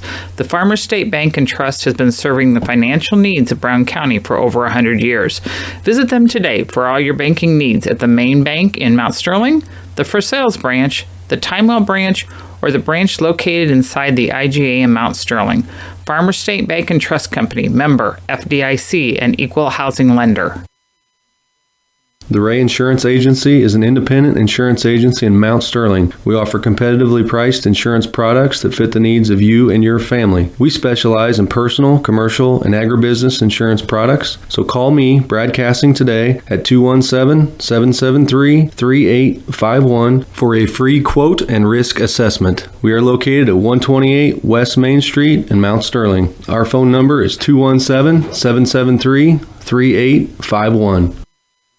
Helena of Man in motion for Brown County and given to Lou Perrell, I believe, down the right-hand side. Sorry. Oh, no, that was Linover with the carry. Breyer, kind of lost my voice there in the water. I ate some of that caramel apple, washed it down with the water, and the water about killed me. Goes to tell you, water is not good for you. Oh, goodness gracious. Linover gets 2 on that. Sorry about that, folks. Kind of hard to talk when you got water coming out of your nose. And I'd take over for you, but you sound so good when you're choked up like that. Well, thanks. Is that a better voice? Double wing formation. Luperell and Keokum back there. Ball handed off to the second man through. That's going to be Luperell, and he's going to get at least 10. I'm going to call it 11 yards on the play. Ball's going to be out to the Beardstown 40-yard line. And I guess the thing I don't like about the new tackle style is you wrap up and you don't drive. Yep. And so what they do is they wrap up and Beardstown throwing to the ground. And just a lot of things can happen there. I understand the whole concussion thing, but I think there's some other safety issues you got to look at. Let's see, under center, Dave Fullerton's still out there.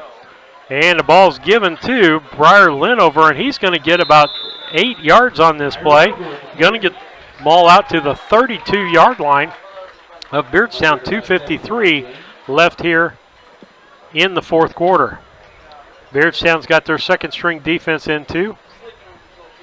This is what I call politeness in coaching. And you make those changes. There is a time when you have to say, no, I can't score 4 or 5 touchdowns in a ball game. Yeah. Well, you know, in a couple of years, it can come back and bite you pretty hard. Yeah. Yeah. Single wing formation for Brown County, given to Luperella on the right-hand side. He's going to get the first down and a little bit more as the tackler throws him forward to the 44-yard line. And I think, and again, the knee is supposed to be in the stop, or the stop is supposed to be the point, or the knee hitting the ground, correct? Yeah, that's correct. These spots are kind of crazy. Yeah, they took a yard away from him. When the man throws him forward, you got to give him those yards because his knee has not touched the ground. You could say his forward progress has stopped, but they continue the forward progress because you're chucking him forward 2 yards. Absolutely. And you got to watch the knee at that point. Double wing formation. Luperell in motion. Going to be given to the fullback here, and he's got good yardage. He's open and gets across the 20 down to the 15, down to the 13-yard line. I'm going to give him 14 yards on that carry. Weston Heron at fullback. And so he runs one, and they're running things in. I like this, too. Yep. The old days we used to run guards back and forth. They're running fullbacks back and forth to run the plays in. I think you save your quarterback's legs. Luperell in the wing. Keokum in the wing. Linover back in the fullback. In motion is Luperell. Given to Linover. They're just doing the fullback thing here. And he's going to get the first. Is he going to get a first down on that? He sure is. He's going to get down to about the, where are they going to mark that at? A 4? 5. It's over the 5. I'm going to say 3, it says. Yeah, it could be the 3 where they spotted it. And so it'll be first and goal from the 3 for Brown County. 1:03 left here in the fourth quarter. We'll have the Casting Lumber postgame show for you afterwards, brought to you by our friends at Casting Lumber Company, Route 99 South in Mount Sterling. Linover, he's going to bust through for the touchdown as Briar Linover gets the touchdown for Brown County with 51 seconds left. And it'll be Brown County 24 now. Beardstown Tigers 46 to 24. High school football. You got any other scores for us over there, Kevin? Look at them again here. You're going to pull through the weeds of the thread I'll of see the what I can do. WIBC. I went to the wrong thread, so it kind of was my fault here. They're setting up in a double wing for the extra point here. Going to be given to Heron up the middle, and he does not make it in.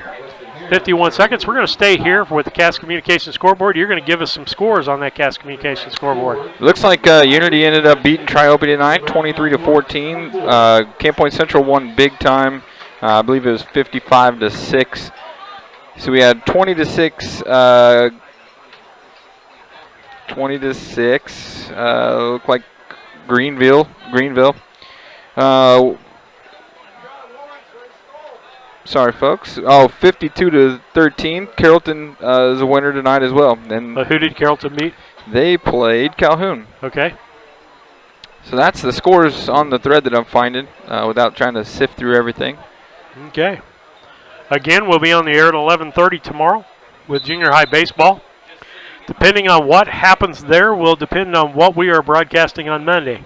If the junior high team wins and is going to be in a championship of the regional, we will be there on Monday at 4:30 to broadcast the ball game. If they would happen to lose tomorrow, then we will be at Beardstown to broadcast the JV football game on Monday. And so Colin Boylan going to tee up the football and kick. He kicked all of last year. Nathan Hideker was not out. This is his first year out for football.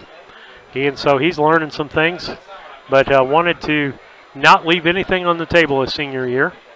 But Colin did all of our kicking last year and does a fine job. Both of them give different characteristics. They got two lines up, 5 and 5 with just 2 back because they think they're going to squib it, and they don't. The ball's going to bounce.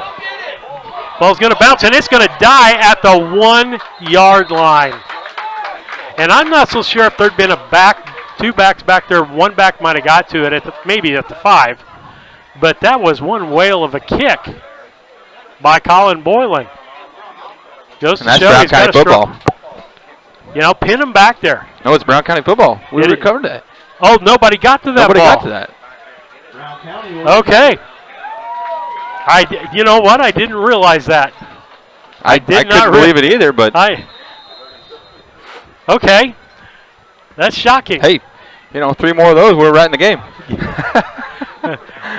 And 51 seconds left. And stay tuned right afterwards, folks, and we'll have the Casting Lumber postgame show for you. Brought to you by our friends at Casting Lumber.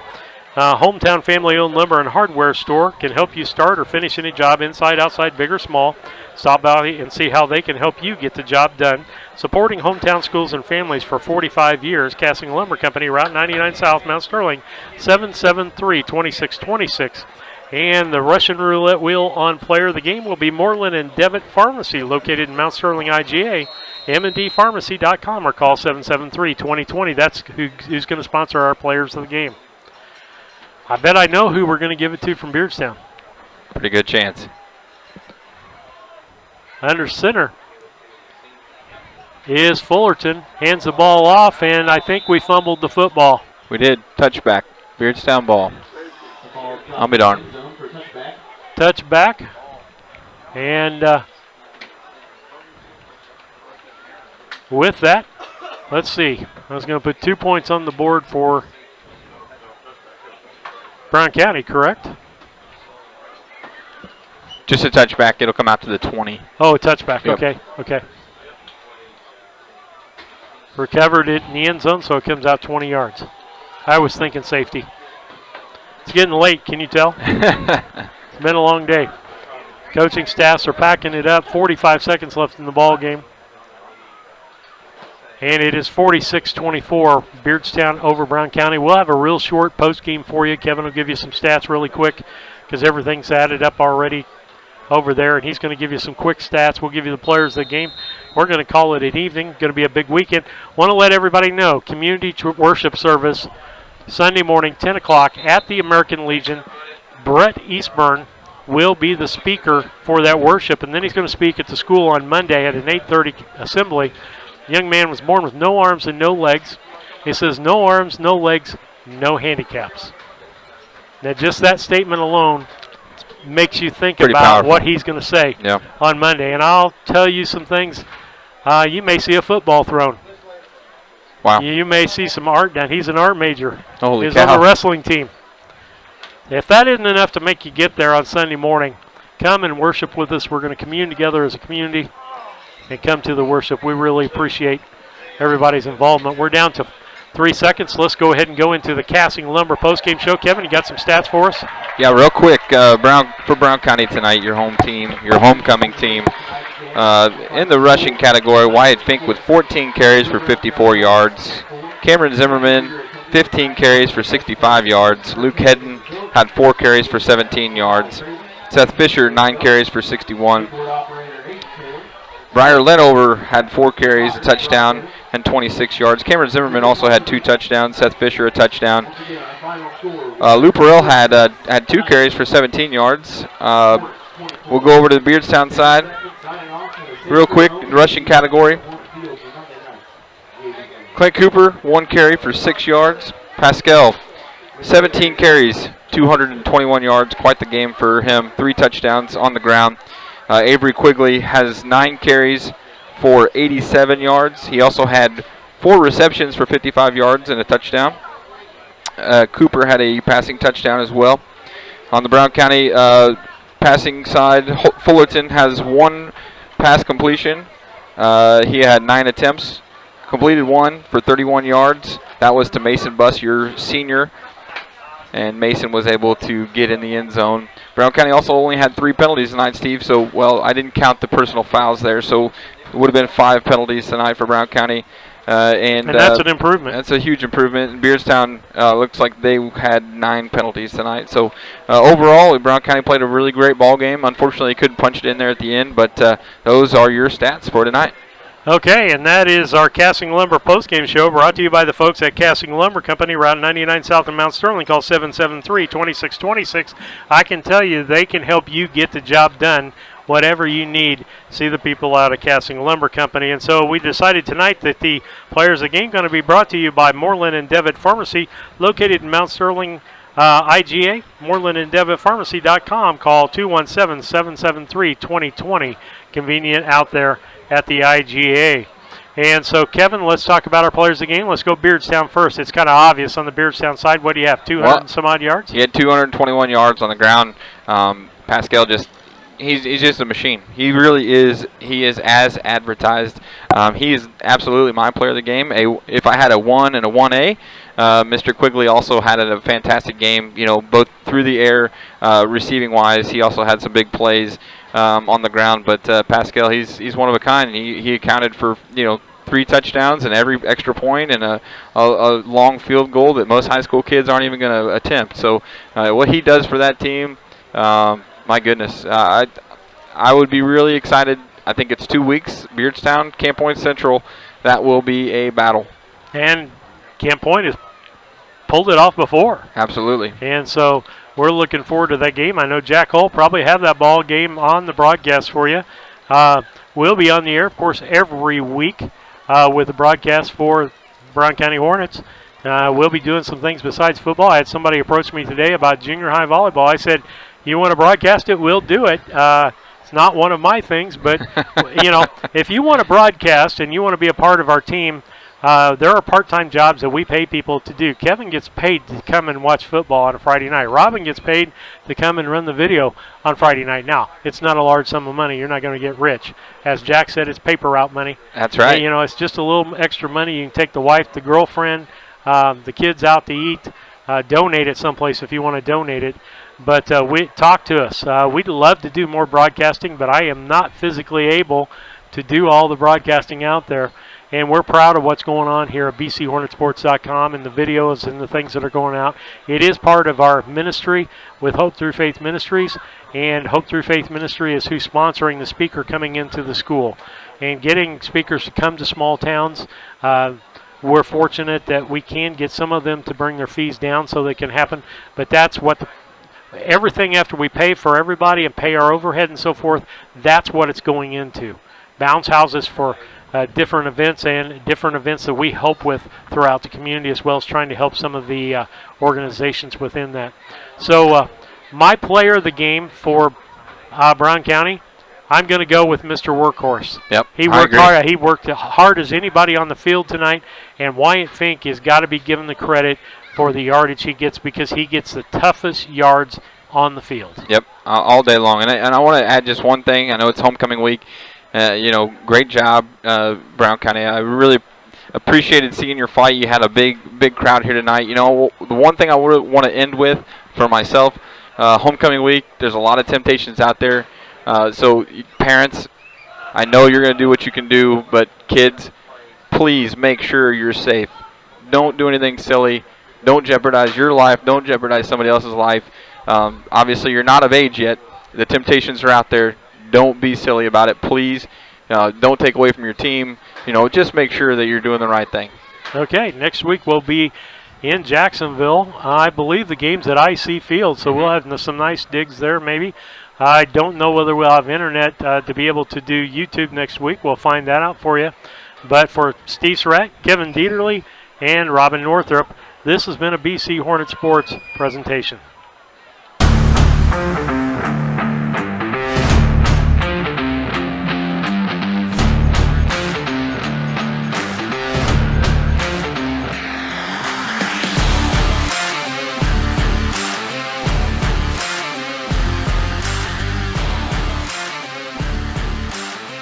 You've been listening to a broadcast of the Brown County Hornets on BC Hornet Sports, your source for Brown County sports and more. Today's sponsors included All About Dance and More, B&N Trucking, Brown County State Bank, Cass Communications, Country Financial representatives Larry Grady and Jacob Giesler, Dear Wester Grain, Double K Firearms, Farmer State Bank and Trust Company, Mount Sterling, Farmer State Bank, Griggsville, Helena Chemical Company and Matt Held, Hendricker Funeral Home, Henry Automotive, Cassing Lumber, Larry Dunn Accounting, L. Grady Realty, Main Street Repair, Mount Sterling Implement, Mount Sterling Savings Center, Moreland and Devitt, Prairie Land FS, the Ray Insurance Agency, Renee's Place, A Rustic Garden, Scranton Heating and Cooling, and York Tire. Thank you for listening to the Brown County Hornets on BC Hornet Sports, your source for Brown County sports and more.